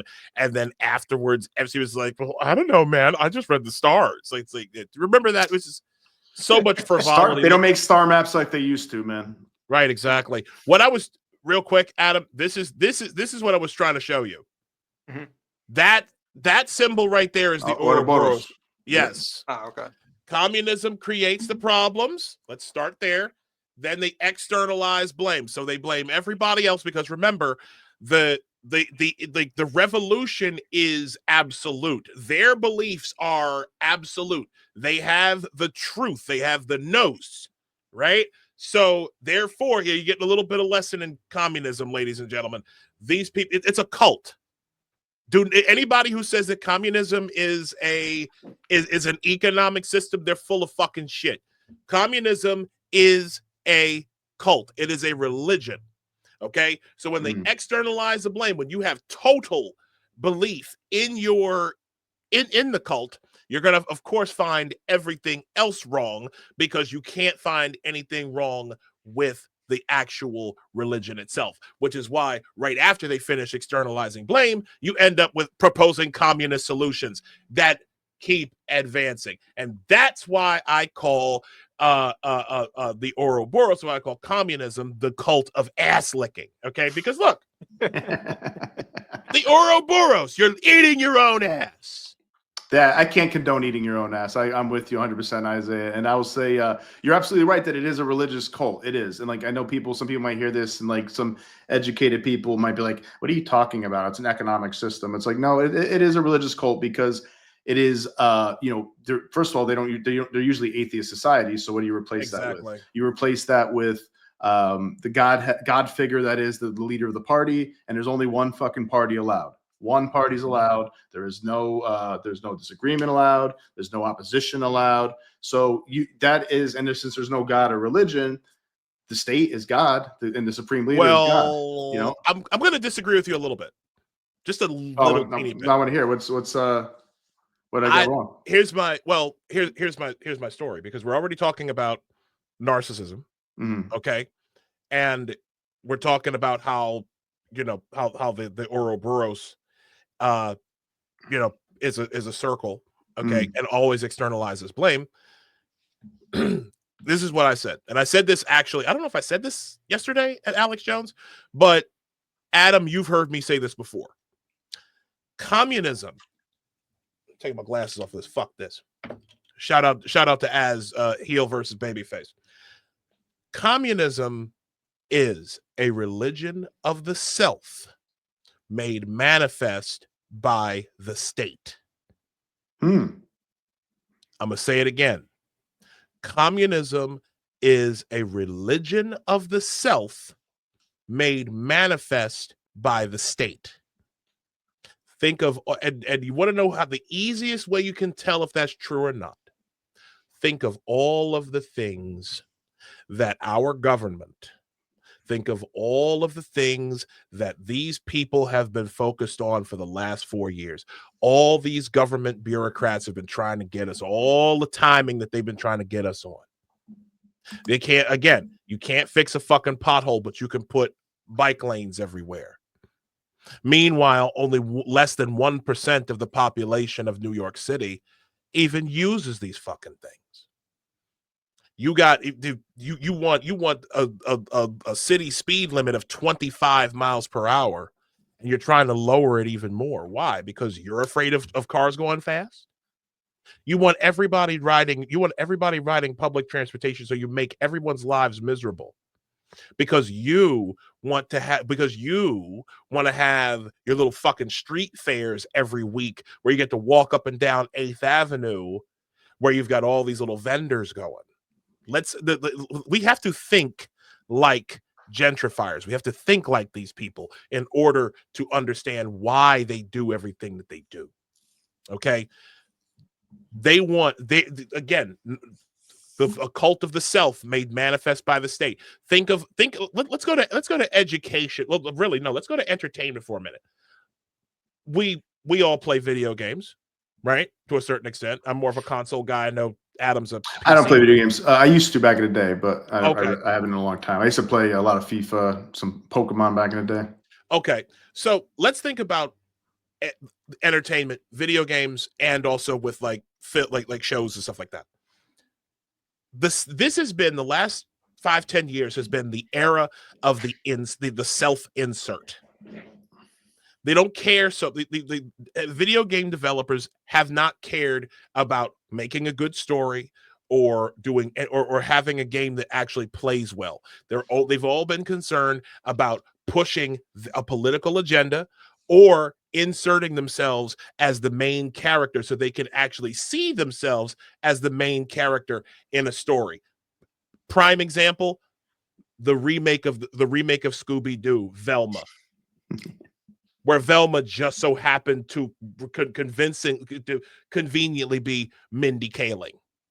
Okay, so yes, communism, that's my little rant. Communism is a religion of the self that's made manifest by the state. These people would not be able to get anything that they have were it not for top-down control. You know what I'm saying? I didn't ask for none of this shit. So do you think it remains that way, though? A religion of the self manifested to the state once it's implemented? Like, do you think, I don't know that the North Korea is a religion of the self anymore. Like, I think that it is. I think it is. Like, I think you're right in this stage of it, of like pre-communism, pre-socialism, and like in other places in the world. But do you think there's really a religion of the self in North Korea? Like, I don't know, but I mean, I know like people just starve. He probably just executes people, imprisons people if he wants to, and then like everybody thinks that he doesn't shit and doesn't die and has magic powers. Go ahead, Adam, because I'm gonna find something that's gonna steel man this a little bit. Go ahead, Adam. Okay, so there's two things to answer his question. if we use the Red Guard during Mao, Mm-hmm. right? What did they sell them on? They sold them on much of what he was saying, the self. You want to be good people, right? Right. We want to do your part. What do you want? It's to save you. It's to save everybody. Right. It's a collective movement, but it appeals to the self. Right. Right. Which, I mean, is it fair to say that any movement kind of appeals to the self, like almost any movement in one way or another? Well, it appeals to the self with like self-liberty, rights for the self. Like I feel like there's an argument to be made that also could be true. I don't know if it's always true in every movement. Maybe a religious movement might be different. But well, it's in disregard for anyone else. I think that's the other part. Like, for example, you might be conservative, right? And you have your interests, right. But when your interests overlap with someone else's rights, you know, then that would be an area where you would at least say, well, I don't know about, you know, moving past that point. Like there would be some sort of guard. But when you're highly ideological, you're told that this is the only way. And so you steamroll everything else after that, believing that even though you're running over people, it's for their own benefit. But the point I was trying to make is, because what Isaiah is talking about reminds me of the Red Guard, right? That's what motivated them. But what happened after Mao got into power? He got rid of them, right? So the Red Guard is beneficial at one stage, but at the end, when it comes to a totalitarian government and everything is in place, that function of the purple-haired kids who are saying, yeah, man, you know, collectivist movement. Eat the rich. Eat the rich. Guess what? They would be wiped out of the way. Useful idiots. Yes. That are disposable and actually are probably, you know, the reason why they're disposable is because they're a thorn in the side, because maybe they're going to start calling things out. They're going to cause trouble. It's like, we don't need you little brats anymore. Fuck you guys. Like, because now we're in charge. I'm king shit. The party is the most important thing. And anybody who disagrees with it, we don't have the energy or time to deal with you. But now, the reason why, if I just one other thing, the reason why that's the case is because the person who ultimately gets into power is not nearly as ideological as the foot soldier. Bingo. That's a good point. Yep. Bingo. Now, beautifully said, Adam. Beautifully said. I'm going to present this to you another way. Okay. When Joe Biden, I am going to play this video. Okay. This is Joe Biden's victory video that was made after he won the election in 2020. This is full disclosure. I am in this video.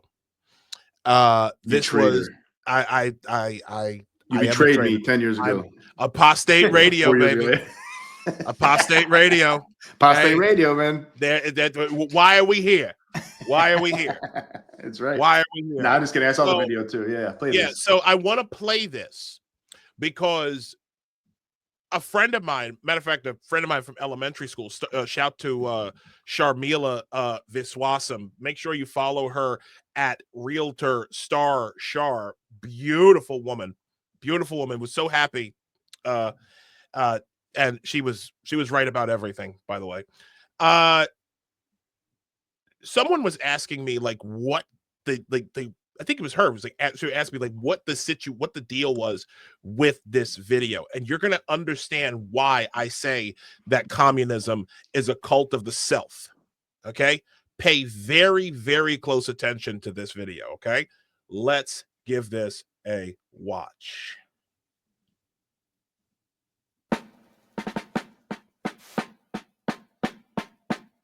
Oh, vast, spacious skies, far amber waves of grain,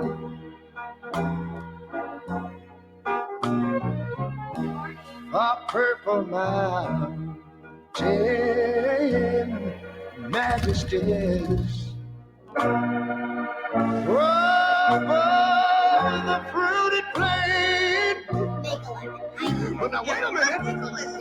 I'm talking about America, sweet America. You know, God done shed his grace on thee. He crowned thy good. Noticed it yet? I want to see if you noticed this just yet. Shine and see. You know, I wish I had somebody to help me sing this. America,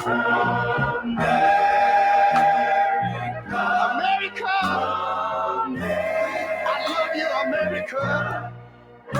You see, my God, he done shed his grace on thee. Oh, Lord. I thank you, Lord. Very moving.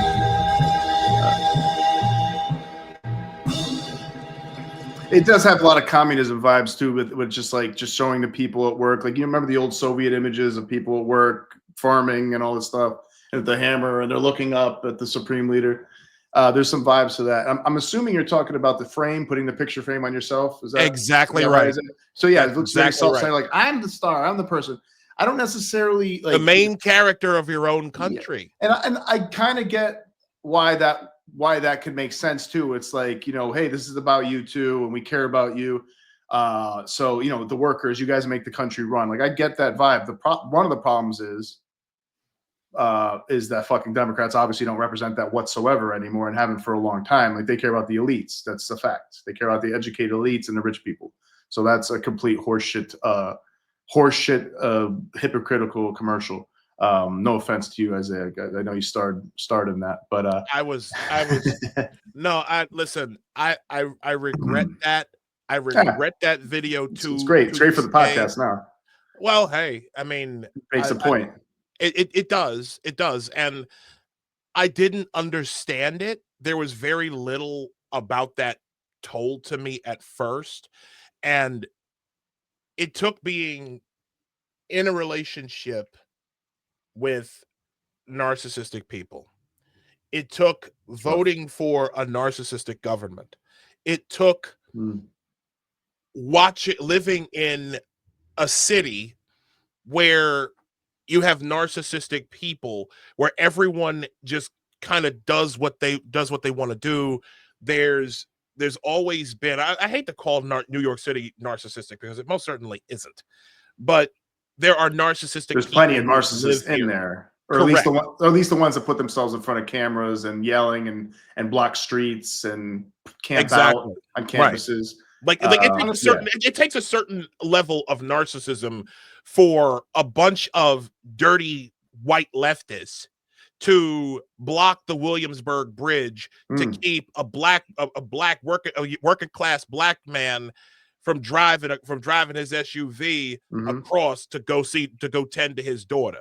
Or the climate people, the climate protesters, that sit there in the middle of the highway, or they throw paint on on priceless art, historic art. You know, exactly. Very narcissistic. Yeah, what are you gonna say? No, you can't. I'm just kidding. Go ahead, brother. Well, actually, I want to talk about the thing that we haven't talked about this entire framing that you're talking about, the cult of the self, and what does that sound like? From a theological perspective, it sounds like Satanism. Right. Yes. It absolutely is. The story of pride. Pride. Satanist cult is do as thou wilt. Do as thou wilt. Yep. You know, so it very much so is. It's antithetical to Christian values, which is why they say they're anti-religion, but the only religion that they go after is Christianity. Exactly. There's a reason for that. They'll put up and say, you know, we're there for everybody else. All religions are the same, but Christians and Jews. Yeah. Well, and actually, I'll contend this. They don't really go after the Jewish religion. They go after the Jewish people. Israel. Yeah. Yeah. Right. Or they might cloak over Zionism. Yeah. Right. Zionism, Yeah. They do But yeah, the they don't really oppressive attack their aspect. religion so much. It's Christian, but Exactly. Christianity they do quite a bit. Oh Right. yeah. Yeah, that's why it's usually, especially white Christians. They're just happy to make fun of, oh, they don't believe in evolution, which isn't always the case, obviously, with all Christians. They're stupid. It's like Santa Claus. We're not going to say Merry Christmas anymore, or like they'll bust people's balls for saying Merry Christmas. Like we can't. There's one religion that can't say celebrate their own holidays, and it can't be broadcasted anywhere. You can't put anything. It has to always be Happy Holidays. But then you can have like Ramadan and Happy this, Happy that, and we can have trans. The whole liturgical calendar of trans shit. It's like it's bullshit. It's like you're right, absolutely right. There's a bias and a hostility towards Christianity, 100%. They'll even go. They'll go to the hilt of talking about Kwanzaa. I ain't never been a nigga Nobody that celebrates Kwanzaa. Nobody. No one celebrates Kwanzaa. Nobody. And they don't even I know never met anybody. what Kwanzaa means. Yeah. No, I have no idea. But Yeah. they'll be like, I want to go ahead. No. I was going to say I have something that's going to steel man this. Yeah. Candace Owens. Okay. There's a video clip of this guy by the name of, hold on, that's the wrong one. Hold on, I'll get his name momentarily. This is Kevin Shipp, CIA whistleblower. And he actually was on Candace Owens last month talking about this, and I want to get your reaction to this on the other side. So let's do this. Here we go. Why Christians? Remember, the Soviet Union made a statement that we could control all of our entire population except the Christians, and they had to put them in prison and in gulags. And I remember 1994 when I was in the CIA, we ordered into a conference room. We all filed in. There's about 30 of us, and our division chief starts off by saying, "Now, don't get mad at me. I'm just the messenger." This comes down from the director of the CIA. You can no longer say Merry Christmas in any CIA office space. You cannot have a manger scene on your desk or on your door, or you will face administrative penalties. And the sad part was only two of us, our jaws dropped. Like, what? And the CIA was actively against Christians, and they used DEI as a method to suppress them. I remember it was Christmas Eve, and I walked out. I thought about this, prayed about this overnight, and I said, "Oh, no, you don't." So I walked out on New Year's Eve, and I turned around to everybody, and I said, "Good night, and by the way, Merry Christmas." I'm like, there is a line you don't cross. Well, there was an outrage from the CIA populace, and as evil people always do, when they got resistance, they backed off and said, "Well, never mind," But it has been Christianity, because the Christians are the only ones that will not answer to tyranny. We believe in God and a higher power, and we will not be manipulated by a tyrannical regime. And that's why Christians are despised around the world, including in this previous administration. My goodness. And going back to Obama, how they attacked Christians and eliminated the religious freedom post at the Department of State, and on and on and on it went. But that's the reason. It's all the reason too, is that they want to. Religion is something that binds nations together. People, especially diverse nations. Like if you have that's one thing that binds. White Christians who, most of this country used to be Christian for hundreds of years, right? Like they always say, oh, it wasn't based on any religion. That's kind of, yes, there's a separation of church and state, but all of them were Christian pretty much in one way or another. All of them, pretty much. Even Jefferson, who was kind of atheistic or agnostic, I think he still believes in God, but like they all come from a Christian tradition, Christian philosophy. This country was created by Christians for the most part. Like that's it.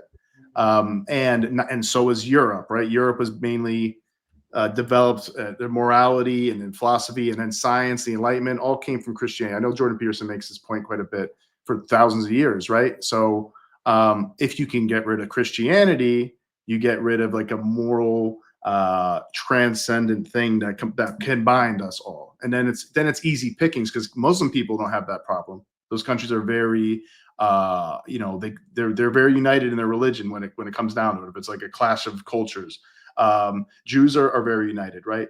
Even if they're not religious Jews, they're still cultural Jews. China, whether they're Buddhists or not, a lot of them are atheists, I'm sure, because they're communists. And they also have the racial homogeneity, right?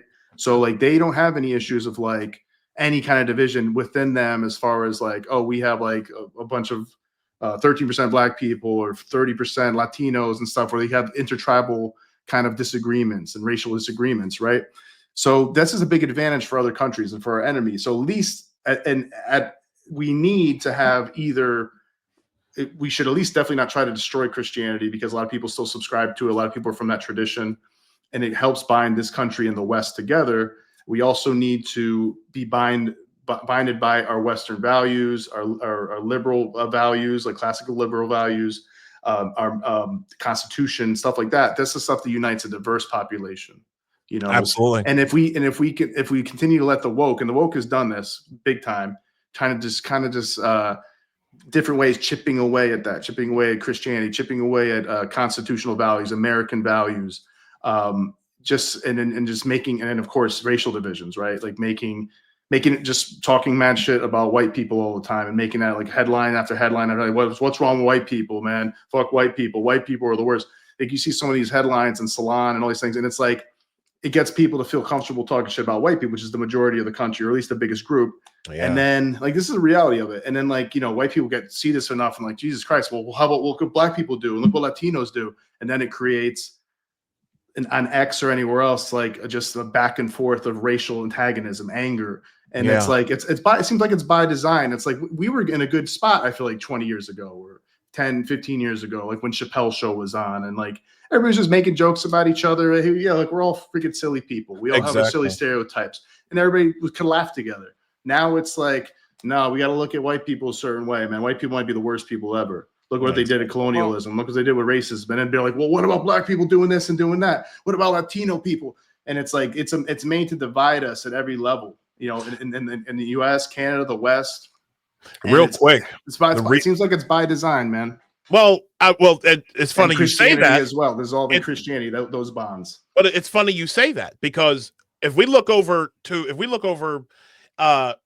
shout to Razorfist who posted this, that is exactly what Antonio Gramsci said. Socialism, he said this, and I'm quoting, socialism is precisely the religion which must overwhelm Christianity. Yep. That is exactly what he said. So it is no secret why there's been such a targeted, such a focus. I mean, look at what the Biden administration did to families, to parents who didn't want to trans their kids. They were putting parents on FBI watch lists, dude. Wild. Like that's enough. Honestly, that's enough for me to not vote for him. Like just that. Yeah. Just that. What the fuck is wrong with me? And pushing gender ideology on kids when they're like, you know, how do you not know as an adult that when you have somebody coming in, or you have a couple teachers and they have all these colorful flags up, and they come in to talk to kindergartners, first graders, second graders, and they have like a drag queen coming in, dancing around, being charismatic, singing. You know, there's going to be like at least one kid in every classroom that's like, maybe that's me. Maybe I'm a trans person. And they would have never, ever, ever, ever, ever, ever gotten to that point. And then that leads them in a direction of being, all right, therapist says we need to put them on puberty blockers. We need to put them on, we have to get them on track to get the gender affirming care, which is, you know, mutilation, castration. It's like testosterone, things that sterilize you. It's like, how do you not understand that you're pushing this? This is a social contagion. Then kids, then obviously you're seeing it in groups of girls and teenage girls where like all of their friends are trans, or there's a couple people in the family who are trans. Like there was no trans people like freaking 25 years ago. There's like nobody. Like some people, like guys with gender dysphoria, boys with gender dysphoria, that used to be, you used to go to therapy and then you would either not be that anymore, or you maybe become gay later on. That's what used to happen for like 100 years. Now it's this huge spike. It's like, what do you think is going on? You think this is natural? Think it's because inclusivity increased? It's horseshit. That is enough. That in itself is enough for me to be like, I can't be in a party that like promotes that. Yeah, they promote it. Adam. I'm sorry, I talked a lot. I know you got a lot to say. No. I was going to say that while the attacks are happening towards Christianity, what I'm equally concerned with is that people believe that not only must you embrace Christianity, but you must weaponize Christianity And that to me is a fundamental issue. So when you see the Christ is King, which is a legitimate statement, but it's used as a weapon towards whoever you want, as some sort of weaponized statement, rather than it being a truth, an honorary truth, right? Just like as you were to say that your father is your father, right? It should not be used as a weapon to harm others. It should be co-opted by bad actors who are like stand for racism or anti-Semitism or white supremacy. And then it ruins the whole, anybody who shows any love for Christ or says Christ is king, then they're like, look at this guy, he's saying that. Exactly. Right. There's bad actors on all over the place, which is sad, you know? Yes. But I think there, as a Christian, we already know what the conduct of a Christian is supposed to be like. And we're always going to fall short, including myself. So it's not to say I'm better than anybody else. Yeah. But it's to say that we know the conduct to abide by. And the idea was that we're supposed to love each other, right? And we're supposed to love the sinner and hate the sin. And there's a complete difference between hating the sinner and hating the sin. And so what I'm seeing is the weaponization and the perversion of Christianity to hate the sinner. When the reality is that for someone like myself who was born again, for many years, I was a sinner. And the only way I could come to Christ was having multiple people throughout my life who were Christians show me grace and to allow me to come to where I'm at today. That's how I came close to Christ. And the objective of every Christian is to help as many people as they possibly can come to Christ. Absolutely. He would not tell you to attack the sinner who is struggling, because everyone is struggling. But he would not tell you to attack the sinner who is struggling, or else prevent that person from coming to Christ, right? Because we all have a gift of salvation. And so by attacking someone because they are gay, or because they're a Democrat, or because of whatever reason that you want to throw Christ as king or attack them with such heavy-handedness, they do not realize, if they are in fact Christians, because I question that as well, but if they are Christians, what they do not realize is that conduct keeps people away from Christ. What I find more often than not is that, especially in America, a lot of people are familiar with Christianity, but they are at some point in their life, even they could be children who go to church all the time, but something happens and it pushes them away. And more often than not, it is another Christian who pushes that person away from Christianity for whatever reason. It is their high and mighty attitude. It is their judgmental attitude. Yeah. Right. It is the lack of grace. It is the constant judgment when it's not their job to judge. Right? A heavy-handed pastor or something. It made him feel bad. Yeah. Right. And there are passages that talk about the amount of fury that comes from God if you keep one of his children from coming home. I'm paraphrasing, right? He understands this is for some. There are people who say they believe in Christ, and there are some people who believe in Christ. And if you believe in Christ, that means you believe in the afterlife. And you know that the dichotomy between the two of salvation and eternal damnation is not serious as, well, you know, I'll just, I'll think about it. It is as serious as eternal peace and eternal damnation. And if you're to tell me that you truly believe as a Christian that the person standing next to you is no better than you, and the person standing next to you is your brother or sister, you better not keep that person from entering eternal damnation. Amen. You better stand next to them and help them, not wag your finger, but help them with love in mind, not to show that, well, I've been a good Christian my entire life, and look at me. Oh, I just worked my way into heaven, which God talks about. You cannot work your way into heaven. Christ said that was praying amongst yourself. Remember that parable of the Pharisee and the tax collector? Right. That's exactly it. Yeah. When it comes to the Pharisees. So I'm seeing a lot of Pharisee type of behavior. Oh yeah. And I'm not seeing enough grace. And I don't mean to put this on people who have always been Christians their entire life, because obviously this is not the case. But I do, and I wrote something about this. Do people take Jesus for granted? And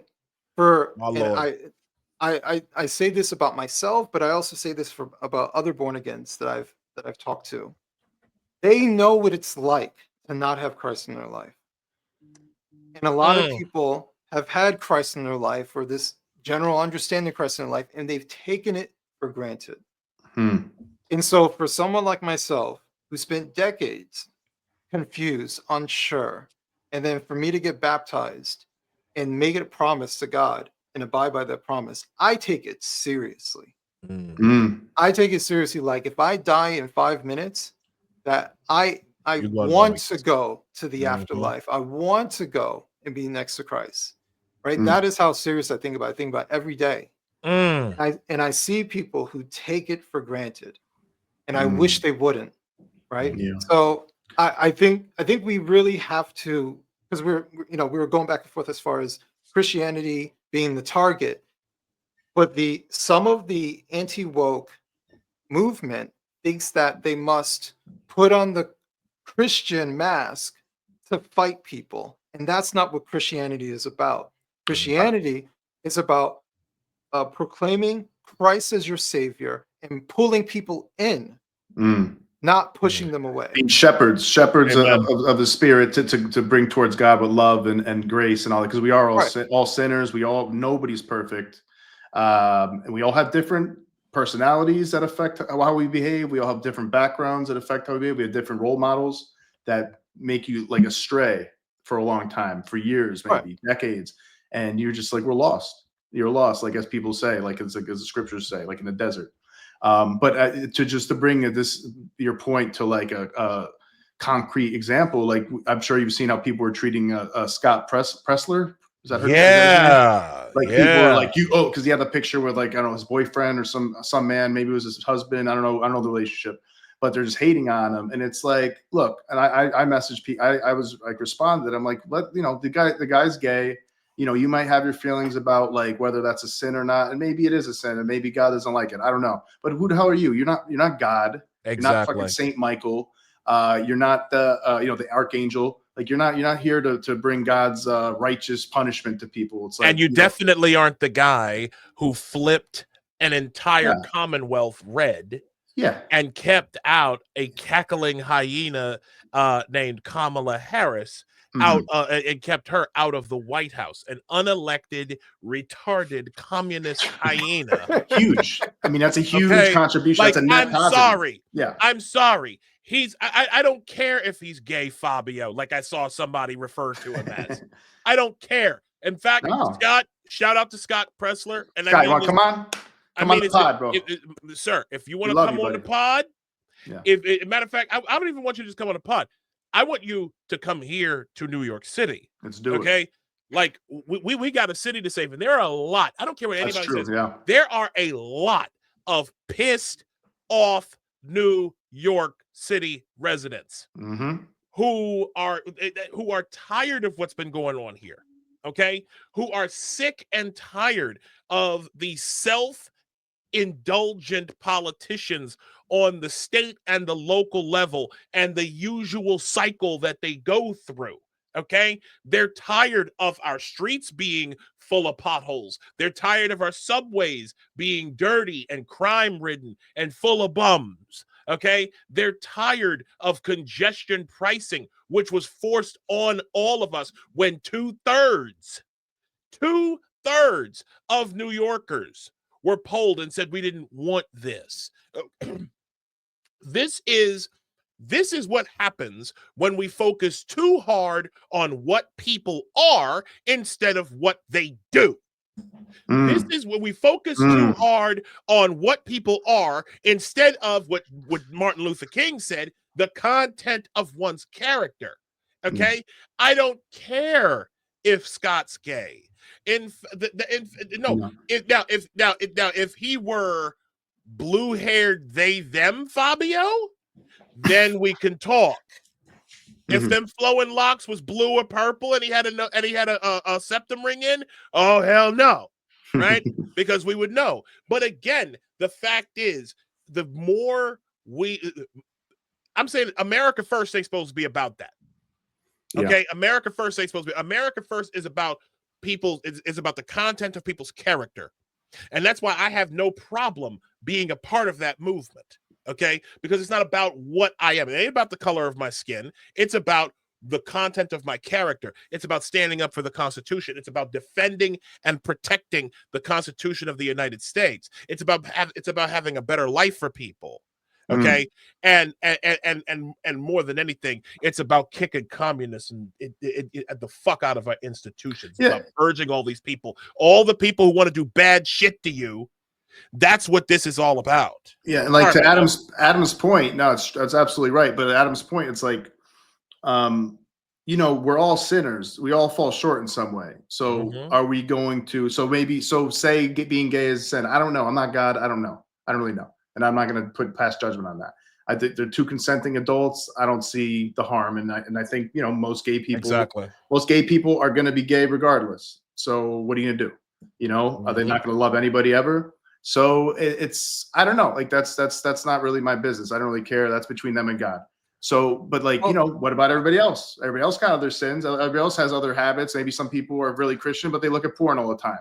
I don't know if God likes that too much. Maybe they are Christian, but they fornicate a lot.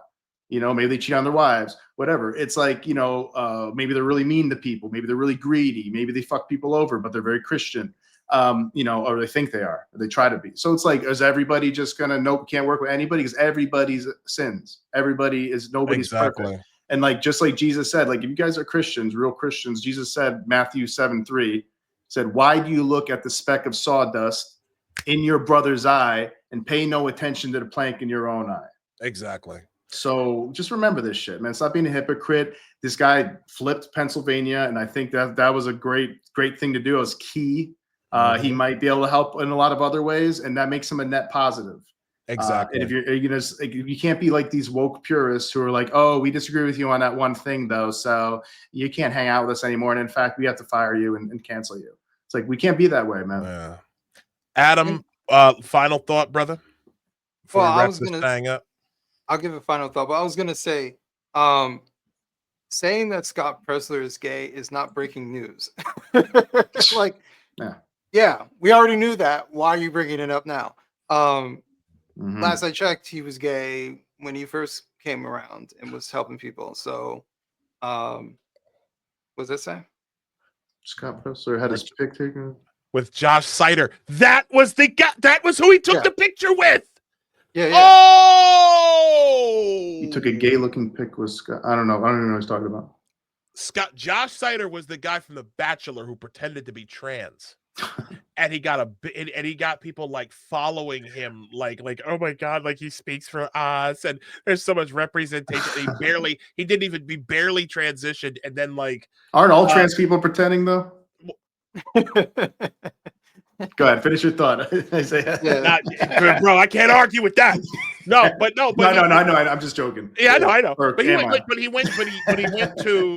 he said there was an interview where he basically admitted it was a work, and he was just pretending, and that was the guy in the picture. Hold on, I'll see if I can find it.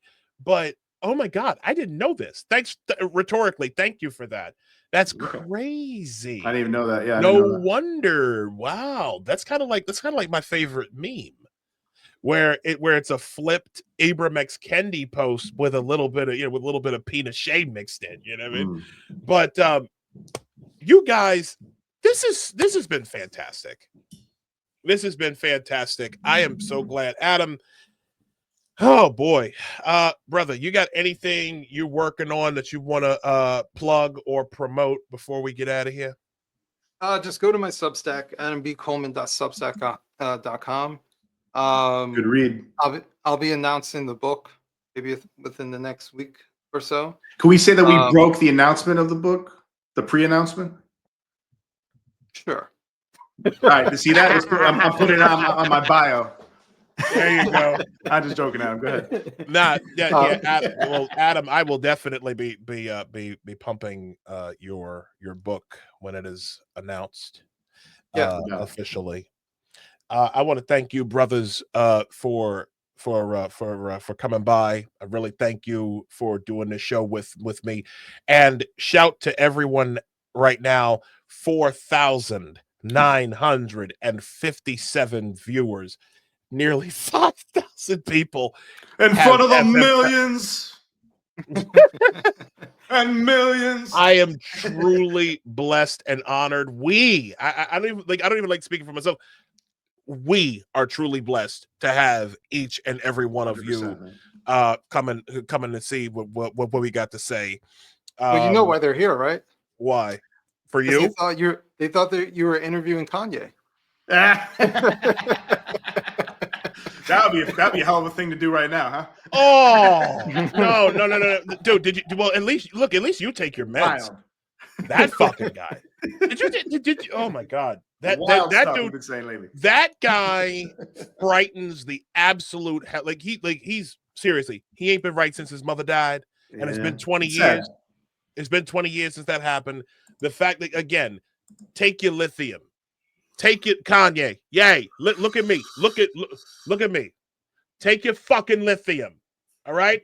Take your medication. Go sit down somewhere and take your fucking medication. I'm tired of this shit from you, bro. Make some music. Remember, Jesus walks, man. Come on, man. And stop dragging that Kim Kardashian clone out around with no clothes on. Cover her cooter up, bro.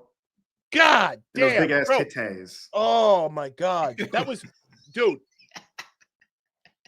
He had that poor girl in a fucking sock, like you're going to try on shoes. She had to be cold, man. She had to be cold in that. She looked miserable. She's leaving little cooter stains on the seat. The Grammys. Oh God, I mean, better her than Lizzo, though. I'm just saying. Anyways, sorry, I got a born again Christian on here. I'm speaking reckless.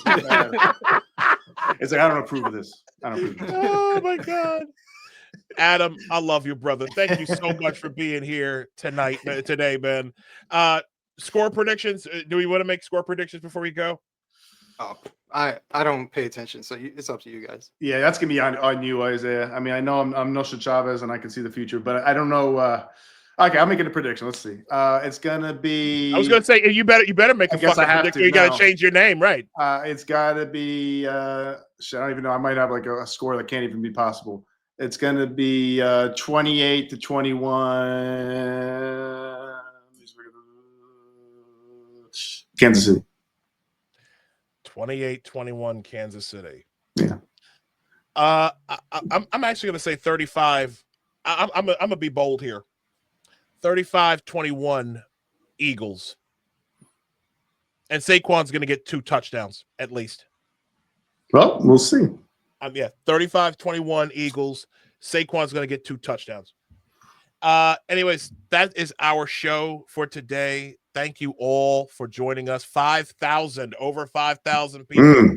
Love you guys. It's over 5,000. Over 5. There's no way that can be right, can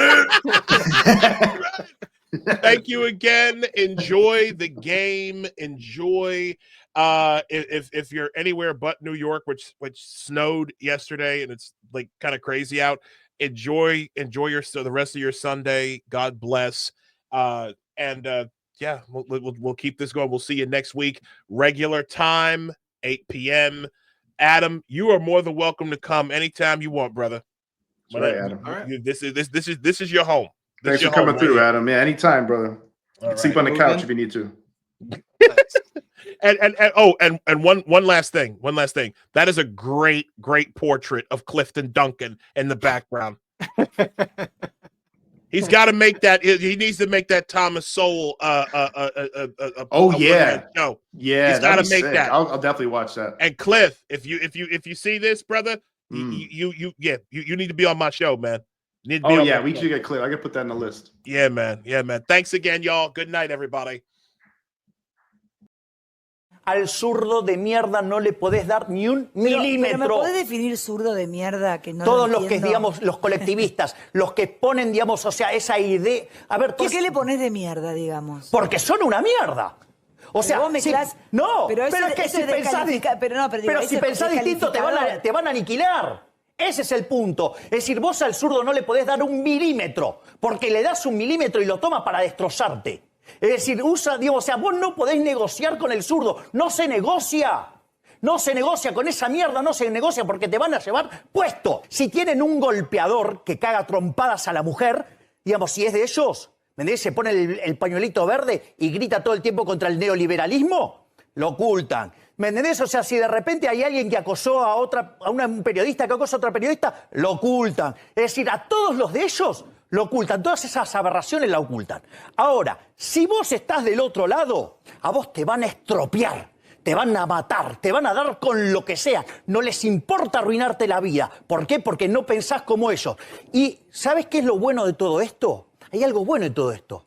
Porque como el error es humano, como todos nos podemos equivocar, ¿sabes qué nos obligan? Nos obligan a ser mejores. Y como estamos siendo tan mejores que ellos, como los estamos aplastando en la batalla cultural, los estamos pasando de arriba, porque no solo le ganamos en lo productivo, somos superiores moralmente, somos superiores estéticamente, somos mejores en todo. Y les duele, les duele. Entonces, como no pueden pelear con las herramientas legítimas, se apalancan en el aparato represivo del Estado, poniendo torres de guita para hacernos mierda. Y aún así no pueden, no